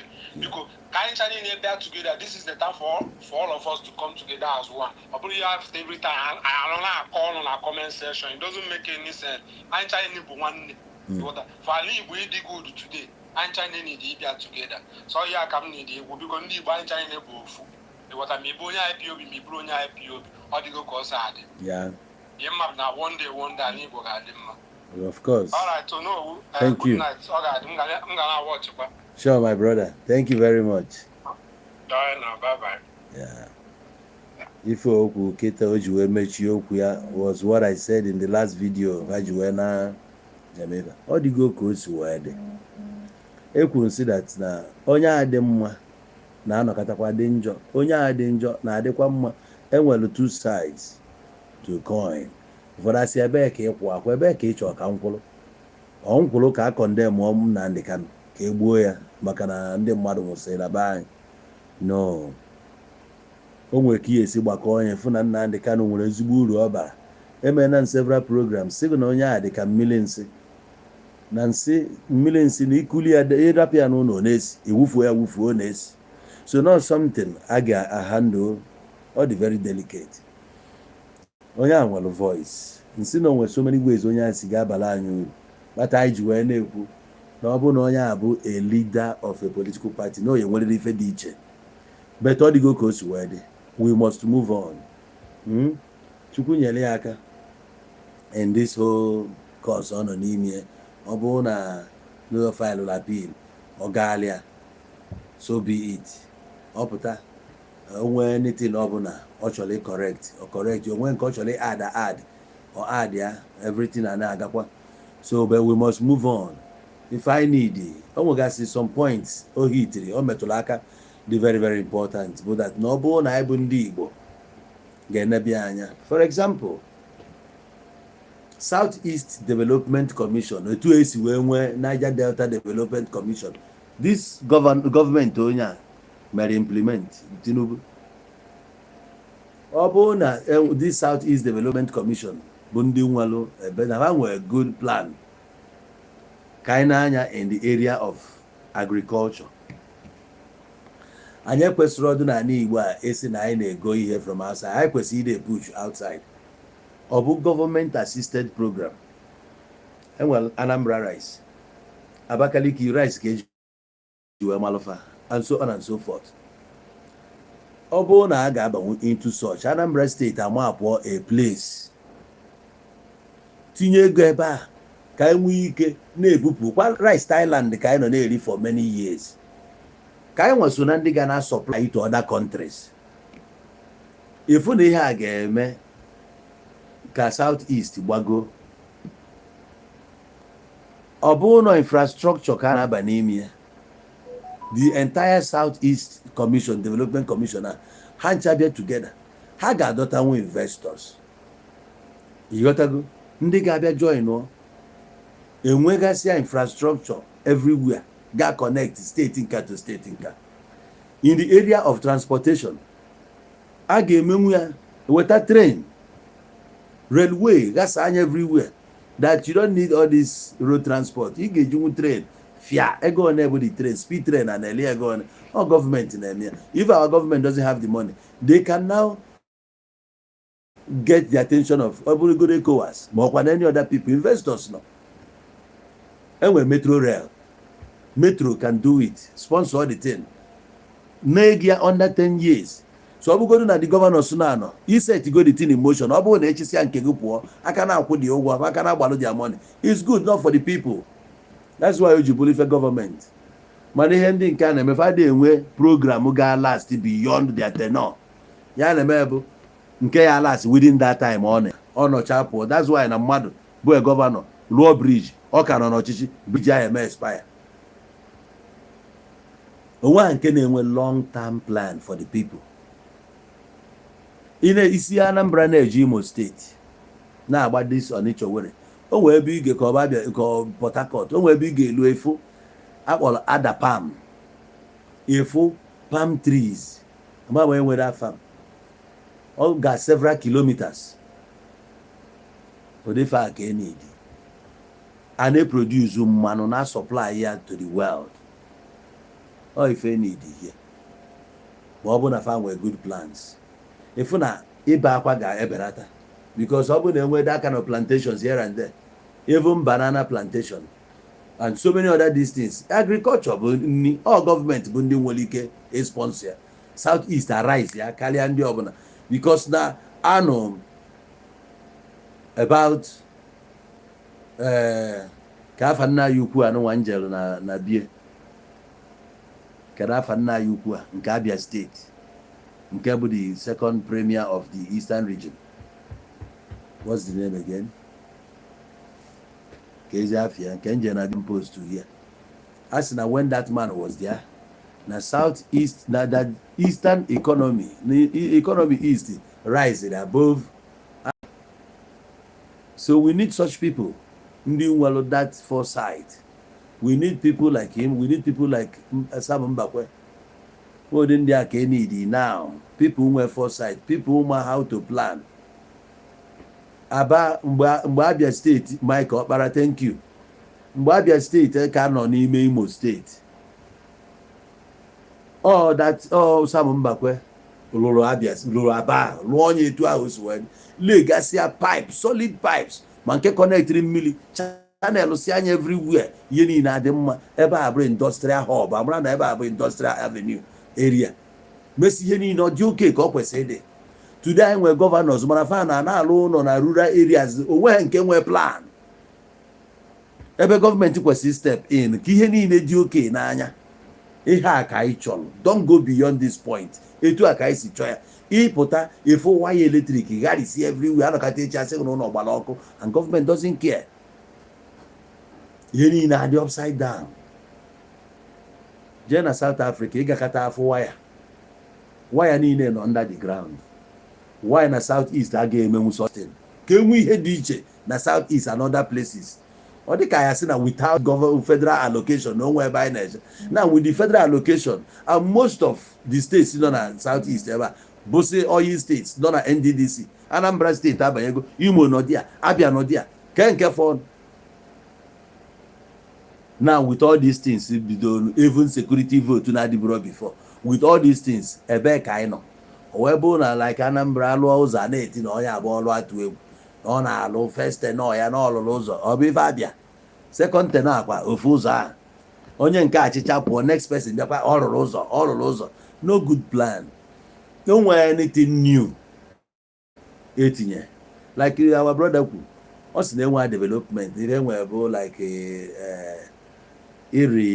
revamp kwa bụkwa the same thing ndị adị ka ị nọ na revamp instead of ka develop something new that can bring money into the coffers of the government so that na ya na-ebezi akwa there is no job. There are so many programs government ga-etinye kita ọrụ adị ya bụ job creation mana they lack clue most of the governors. So thank you my brother. Do we have somebody else that wants to contribute? Tina Martins says empty hope without concrete evidence of things are getting better. No, my bro, my dear. Many people they create jobs now. Ije na hotels they scattered everywhere in the Southeast. And well, accountants, which without those hotels, those accountants got out of jobs. And we many filling stations now, standard ones. And we got see so many things about an before creating all. When we're any hotel then an Igbo name you get go staff on your day or less than 20. Now, if I was the private sector now, we are not talking public sector now, private sector. Oh, madu de kamonagi, all these things to put food on people's tables. And I what some people are saying, no, so hotel, Let's take a look at somebody like P1. P1 bata into real estate. If the kind of iji anya gị wee fụ ka o si gbasasị everywhere na southeast, ndị mmadụ ajoin ọnụ ihe ọ na-eme, esi ebe a nweta ọrụ. These are the kind of things na-adịburo before. So if that is getting better, just that the economy from top na fa na-agasị ya agasa. Iwotago fa na-agasị ya agasa. A na-create good opportunities for people on daily basis. Keke adịburo before ọkada dị. Kita agbagotego people n'anya keke wee na-enyegodu their families ndị na-akwụ ụgwọ akwụkwọ ụmụazị, na-atụnye ụtụ na ụmụnna and some ajọ fa na-agba. Ịchọ mma na-agụsị so many things dị kịta mee life ka ọ dịtụ easier. Ọzọ bụ na enwelu cell phones, enwere something like internet through which people ji eli nri and enwere ya before. Okay, dear, we'll wait for you. When you get off the bus, then you can talk to us. Since internet bata, Odibro in the 90s, early 2000s, it wasn't there. Mana from 2010, Bagobe, many things change. Internet create good jobs. Odibro before.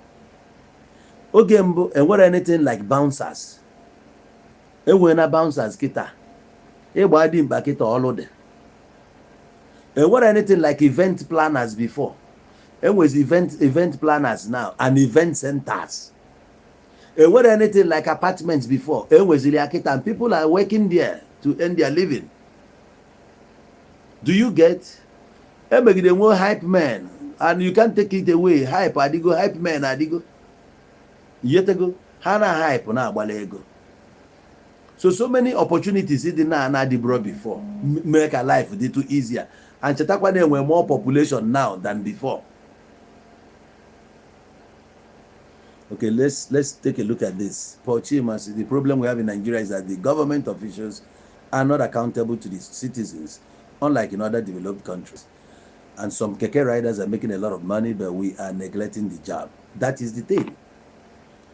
We are neglecting it. Even a young girl, papia na edebero shishi. Uncle ye nwere onye obu o me video na befe itibe mkpu. Ye kwụsị anụzọ si onye negodo keke common keke rider. Ị na-enetu ya anya. Mana onye a na-anya keke ije na account ya o nwere ezigbo ego. He's feeding better than some people na-alụ na bank. Mana onye na-alụ na bank kpọta ya bịa kịta is a banker. Gịnị na-enye ego? Ọ na-agụghasị ego ndị mmadụ. Ịbịazie nwe transaction ụmụ 50, 100, 200 a na-enye ya si token. O nwere ihe ọzọ. Ma o nwezi ha ga-arụ ọnụ ụmụ runs dị aṅa ka agbalụghị mbọ na akaụntụ gị na-enwe issue this that. Ọ ebe a mana onye bụ keke nọ n'ụzọ na-eme ka ego ya. O nwere ike dị na otu anyị nọ na mmadụ akpọrọ ya ka ya bịa na nwunye ya nwere problem ka eje ụlọ ọgwụ ọnwa ọ sịghị na 10,000 esi ya ngwa ka eje oburugu je ebe a 10,000 na-ego ya nachigatakwa azụ ebe a dinekwa chiefe efe onye agwa ya nna abịa ka ibupụ m ebe dị ona biko ọ gwaghị na 15,000 bujere ebe a esi ya ngwa efu na between 10 anyasị and 6 otu n'oji 25,000. It wasn't like that before. So Chinefe a na-enwe more opportunities and ya ka nji asị ndị mmadụ don't think n'ụwa nke gị agwụ na o nwere ife one hype man okwu today ọba amarụ always us this life you know hard na you they make am hard na daily bread God promise us you know promise us Benz and Lexus.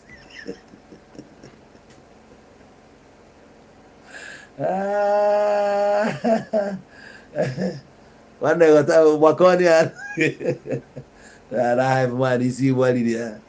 I say you not deliver can God promise you. No one will promise. God don't promise you Benz and Lexus. Now you want make this life hard for you.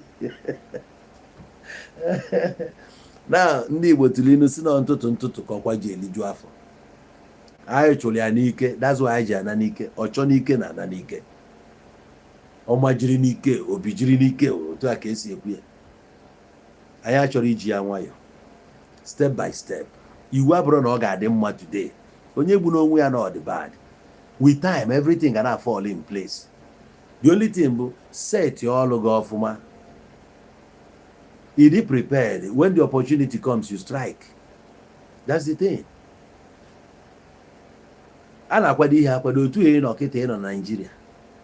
Ọ bụrụ na ị nwụchatanwu 100,000 isi n'ime ya jee gbara paspọtụ debe ịkpakwa ime gị achieve bụ na ime gị achieve.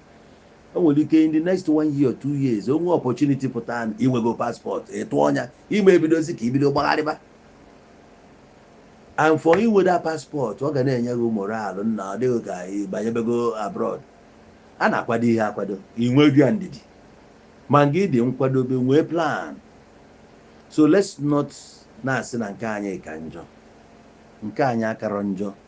I believe na where we are going na the next 10 years ga-adị better than otu anyị nọ na. I'm telling you. O siri ike gaa na Iwozie village ị ga-akịta sị na ịfụrụ ya ụzọ na ụzọ adịrị ya ma ọ na ọkụ adịrị ya. Street lights adịgo and ọ dịburu ya before. Many guys kpatara ego kịta wụọ solar lights n'ogbe ha. Ịghọtago?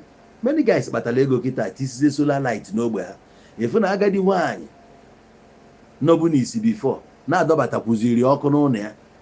Ụfọdụ ka a na-anọkọta guys asị mba ka anyị jee dọsa ụlọ nwaanyị arụ ọrịa ofu 2 rooms. O were ezigbo foam matrasị lahụ ụla.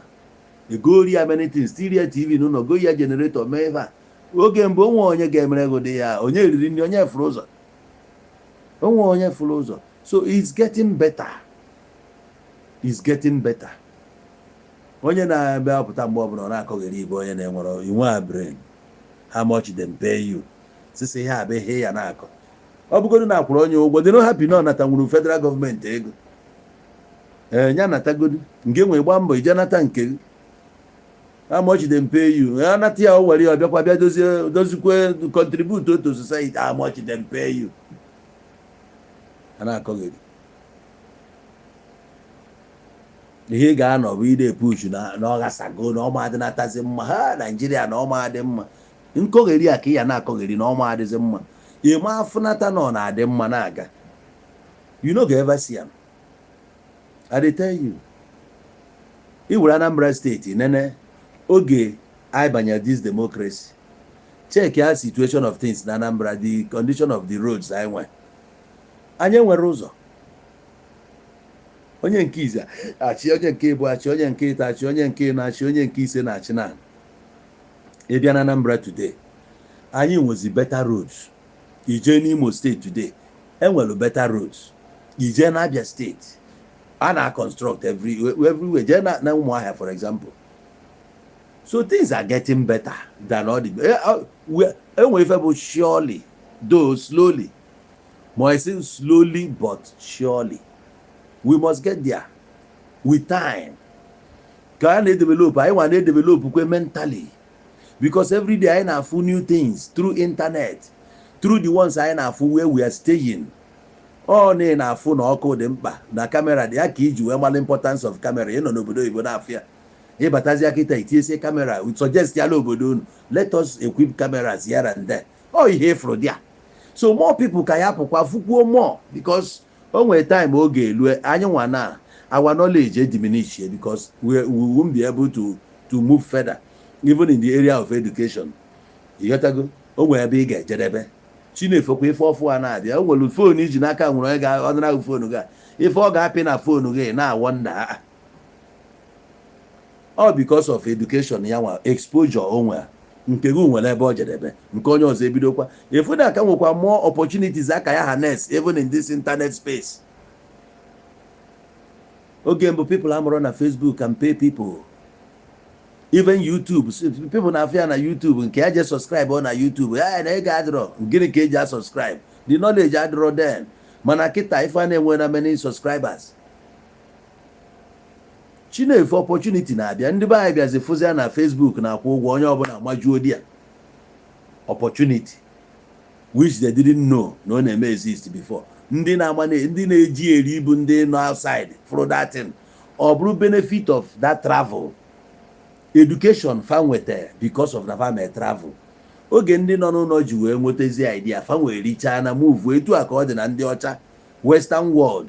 fanwa unyokwuo ha na-erigodu before ha erijuo before nke nwa bụ onye third world ga-eji wee ghọta fanwa agago fa etu a ka ọ dị n'ife dị na Christianity fanwa ewere ego ya rie bute ego na ya were achieve ihe ọbụla achọghị achieve move feda bazie n'internet space anyị nwa ka nọrọ na grabụ na-egbu onwe anyị na religion nke ha hapụgoro move na-elesisizi ụlọ ụka ha na convert ya to more viable thing ga-etinye value because na ọ bụrụ na convert anya to bar to something ụkwụ ga na-abata everyday a na-akwụ tax gọọmenti a na-enweta ihe dan na ọ bụ ụlọ ụka ihe ejekwa na-akọ the same story fawa marị na onwe ezigbo akụkọ a na-akọ dị ya they need to move on. anyị nwaka nọ ebe a na-alụ 100,000 capacity church na-achọ ka anyị lụọ nke ya cover the entire Ibadan na-egro mmadụ nọkọta ogorokwu ụlọ ụka adịeto nke ha nwa na-alụ companies na-ebutere anyị their products anyị na-ego where na anyị can manufacture the same thing here. anyị si ebe a eje na-ego rice alụ na Thailand tii na container with preservative dị na ya mgbe o ji bata ebe a ya eburu ogro foreign rice anyị na-aṅụ na-eri kemikal na-anwụ hia ka iwee ka onye na-eri foreign rice. Rice is rice afọ a na-ekwu ife oli mana ife anyị ga-emenwu ebe a focus ọ na nke anyị nya ka Obasanjo ji wee grow economy mgbe a made in Naija wee banụọ rice ya banụọ turkey banụọ everything ọ bụ na importation banụọ ya ka anyị ribe nke anyị. If not onwe musician nọ Nigeria ga na-eri nri if not for Obasanjo Nollywood onwe Otenkobi ya na-enweta di ya ọ fim ndị ọcha kpishim commanders na commanders rọ onye a mere datin Nollywood Nigeria niile ewee gobezie fim Nollywood ewee boom musicians anyị hapụzie Tupac na B.I.G ma Mary J. Blige Michael Jackson onye abụ na Two-Face ya pụtara Duncan Mighty P-Square ọ na-aga Davido fa you see so ọ bụkwa na anyị ga-enwe ike gbadosi anyị ike na kedu ị na-eji ego olive oil kedu iji olive oil na mustard seed eme uroso ọjị wee jụchaba ahụ ebe uroso ọjị anyị bụ ebe ị na-eme ọ bụrụ groundnut oil anyị iyuzu ya na ọya ebe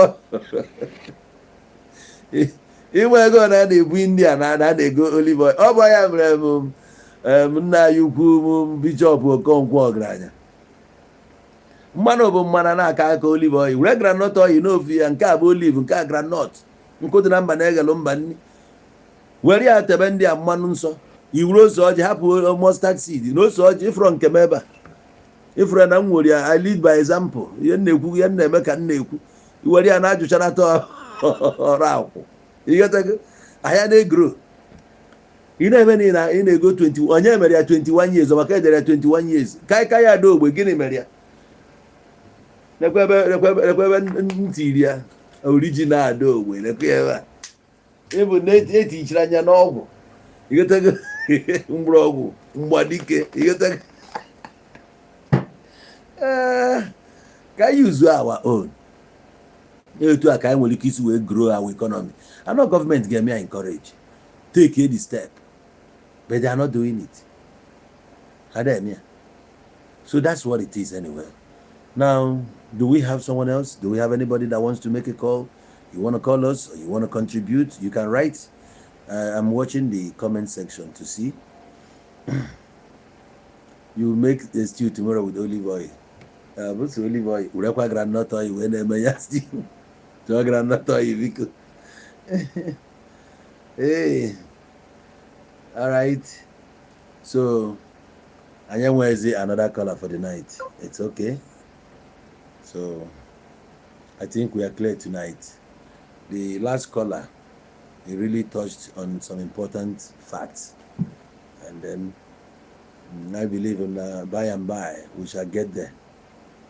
We shall get there. Can they pull up on a fozo? And then what here, and then we take education, enlightenment.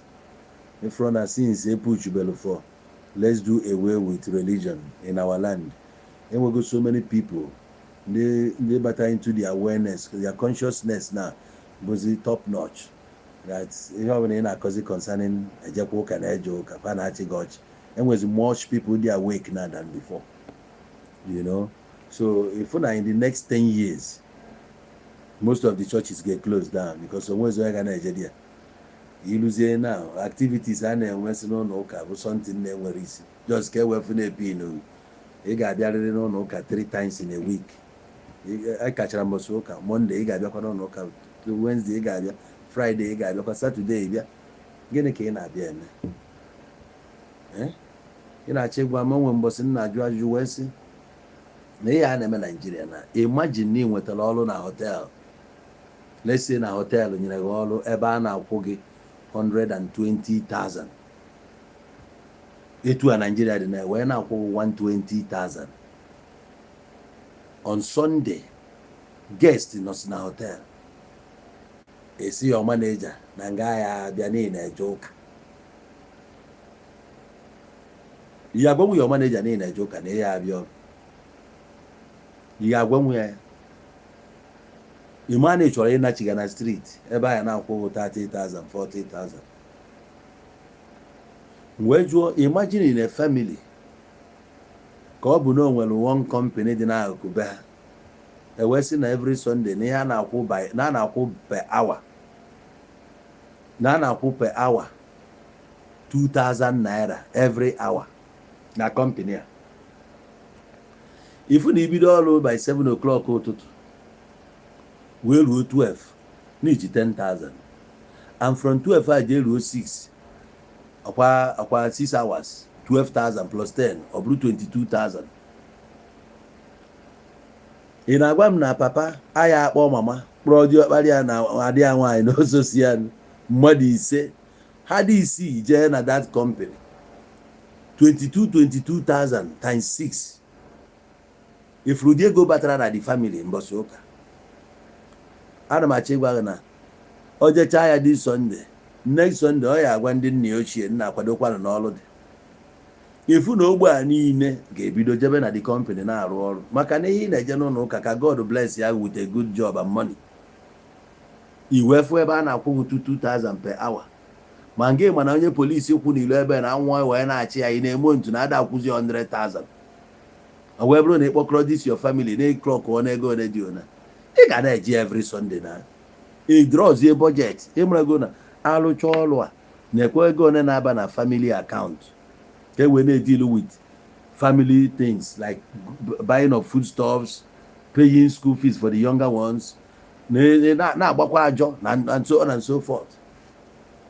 So ihe ka ndị ọcha discover kpata na ndị be anyị si ebe a jee obodo oyibo na onwe onye ya na-agwa okwu si ọjekwala ụka. Ịjụọ ya ma ọ na-ejekwara ụka ebe a, ọ ya sị na ọ na-eje maka onwe ya power o ji eme argument with you. Ọkwa ka esi ya na-ejekwa ụka nwa m ịma na Jizọs nke a na ndị otie.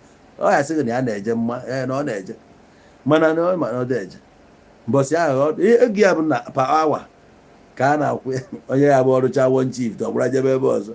Ego dị ya mkpa, ego dị mkpa. Nye ego na-achị ụwa. America ọ maka ego ha. O nwere ihe iche imekịta ịma na-echenji ego ha. Ego ha ka ihe use every dollar ichenji the government nwetara ego ha printịrị ya. O nwee ihe ọ na-eteke akwụkwọ nkịtị a na-etinye ya print ya ka ha eji aka gwa how many unit of your currency ga-abụ 1. Anyị nke anyị bụ ịgụgide gụta 1,470 o wee bụrụ 1 unit nke a. Nya ka ha ji wee na-ego ihe ọbụla ha chọrọ igo, ndị fleet ọbụla ha chọrọ igo ha nwa na-arụkwu ya. Ego dị SS ihe ọbụla ha chọrọ igo ha egi. A Nigeria enwe that kind of money ya ka anyị ji wee na-ebikwu ndị China. Mana anyị nwere ife o take iji wee build our own no enweghị sense. Na onye na-achị Nigeria onye dị 80 something years ike gwụgụrụ na-enweghị anybody dị ndụ n'ụwa ga-ekwe ha ya onye dị na age ya ka ọ manage area company ya. Mana that same person ka trust Nigeria n'aka ya iwe na-eche na the country ga-move ahead. It's not going anywhere. O nwere ebe ọ na-eje ndị a na-eti hey Soludo is working. Ọkwa maka ihe ọ gụrụ akwụkwọ ruo na Central Bank as governor. O nwere ihe ọzọ. O nwere ihe dị iche na ya na onye ọzọ. Ọ maka na ife ọ dị too exposed. Governor ndị Abia State was a banker. You see? Echukwu nwere ike ofu injinia abanye di ya. Ọchịkwa as injinia. Peter Obi chiri as a trader. Onye ọga con check ya I get am. a na-echenji aka na eji ha nọsi wee chịa wee mesị ya asị na ha melụ iweta onye dị 35 years kịta ti ya na seat ya na Anambra steeti efu ife dị iche efu ife bụ innovation efu ka o si ya achị weda ma ọ bụ a girl ma ọ bụ a guy ka itinyelụ di ya you can never compare ọchịchị ya with nke ndị a ife dị iche ga-adị I'm telling you ị ga-afụ ihe dị iche onye na-asị gị na ọlụ atụ onye egwu ọlụ na-alụ ada atụ egwu ebe n'isi onye ka ọ rụrụ ọlụ onye ya n'isi ndị mmadụ welcome people educate them change their mentality tinye something fa ga na-afụ anya daka na onwenugo robot efuru n'ụzọ ka sị na na-etest robot a na robot a na-ebubata ya from China na robot a ga-adị responsible for efe dị ona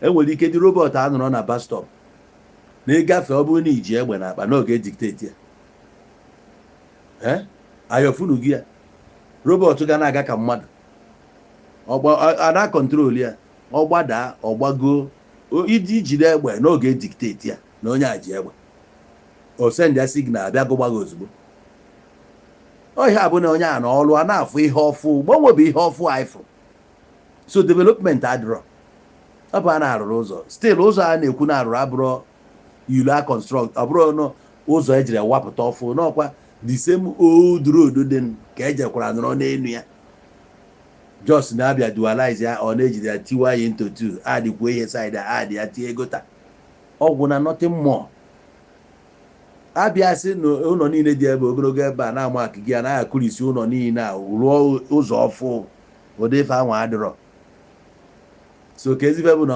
ọrụ ada atụ onye egwu ngịnị na ada atụ egwu ite korota na ihe ọ bụ n'ite korota ka a na-asị na ọrụ atụ gị egwu jee n'ime ọhịa na jee construct a new city anyị ekweta Silicon Valley anyị na-anụ n'oyibo ka anyị na-awọchị mgbe anyị eme ya implement anyị na-eche ekobatara anyị investors kote ndị China fabia hia kote ma ọ bụrụ ndị Lebanon onye kọntrị ji ego kote ha hia ha bịa lụọ etu esi lụ second Niger bridge onye a bịa lụọ Tito Gate onye gba ụzọ ahụ ha nara ego a na-eme eme alụọ the ten lụọ construct ụzọ ọfụ moto ọbụla gbara n'elu ya kwụọ ụgwọ beta n'Ọnịcha Owerri road year in year out moto na-ada ihe na-eme tanka dọ ebe niile nwụrụ ọkụ ị ga-anọgide na go slow n'ọya 4 hours moto na-agbụ ya ahụ aha dị ya ifu keke na struggle mmiri oge udu mmiri etochie agbakọta ụzọ mbuze erosion na cut ụzọ into two ụzọ dị weak na makwa ụdị moto na-agbụ everyday why not ahapụ nke a shift oluo nke ọfụ ebe mmadụ ebiro alụọ nke ọfụ moto ọbụla ga-agba n'ụzọ a ga-akwụ toll oke ego ka eji were ya agwa the company unu ga na ego a for 15 years osimiri ahụ eri onye ọfụ ụkwụ ya na ịgba ụzọ ahụ ịkwụ ụgwọ and ị na the quality of the road fụ na ọ ga-ebere nke ịkwụọ ha the morning ịkwụọ ha gbaa dị ụzọ a na-agba second Niger bridge since alụ second Niger 2022 eji finish ya ị na-anya na the main bridge goslo aha adịzi ya and a na-alụkwa ya ka a na-alụ dị ụzọ ebe ọ ga-amapụta abụ side Isela Asaba junction side ebe a ka ị ga-esi wee connect ya dị ụzọ ka ọ ya bụ isi Lagos na-anata bụrụ na Owerri ka ị na-ana nge na ndị Asaba ejiri okwu isi ebe a ka ọtụ ọnya off gbapụta ọba straight ị na-anala onwe gị ebe ị na-ana etu a ka esi eme ya ị maa na ị na-alụ ọrụ ana itugo na ọrụ ahụ atụghị egwu ọ bụrụ eziokwu ọ ejide ụzọ a na-agba jos na adịsịrị ihe na-agụ a na-eti ya ọ na-alụ kurisie ụlọ dị n'akụkụ ebe a na-edestroy hapụ ya etu ahụ ọ dị jee mee nke ọfụ na ọ bụrụ na ịchọ ka ị decongest ebe a to depopulate this town bupụsi ụfọdụ ihe buji another place ogidi before ada eme ọ mgbe eji wee buru afịa dị na Ọzọmagana na ndị otie buru ya naba ogidi ndị mmadụ wee gazie side a na-agara n'ọnụ na Obosi na ogidi na a na-enwezi development people a na-alụ ụlọ dị ya ije nkwere asala ọkụ dị egwu anadịzi na nkwere kịta na-akpọrọ millions of ije full people a na-alụ new structures there ọ because na-ebujere afịa nwa dị ya bupụ ndị nọ n'iwe ka buru ya bu n'anya na electronics market electromat decongest ya iwe ka ịgba na ụdị go slow na dị ebe a before ndị Mall Street emove from Mall Street na Ọnịcha naba Obosi electrical na Obosi after metallurgical after mmuke Obosi ha nọ ebe a lụsapụ afịa iluzi ọba today ọba na-eme etu a bụ like na-ebute university ebe a general hospital Motishi hospital ogbe ọbụla ebugasị ụdị ife ọ gọọmenti ka ọ dị ele ibuga dị ya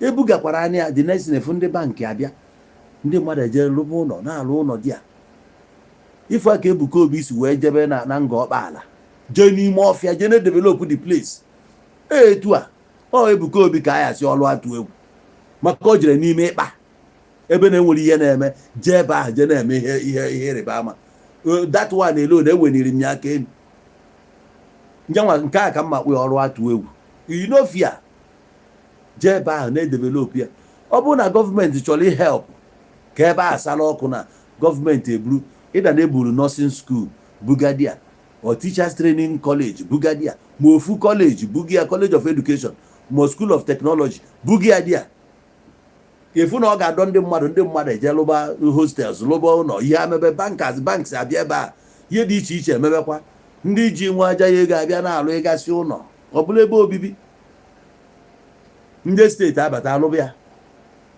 ahịa abịa ebe a buru ofu ahịa from nowhere bute nwere ike building materials ebuji ya dị ya under 5-10 years ebe ahụ amachi ọ bụrụkwa a new city ọ ka esi eme ya. Thank you.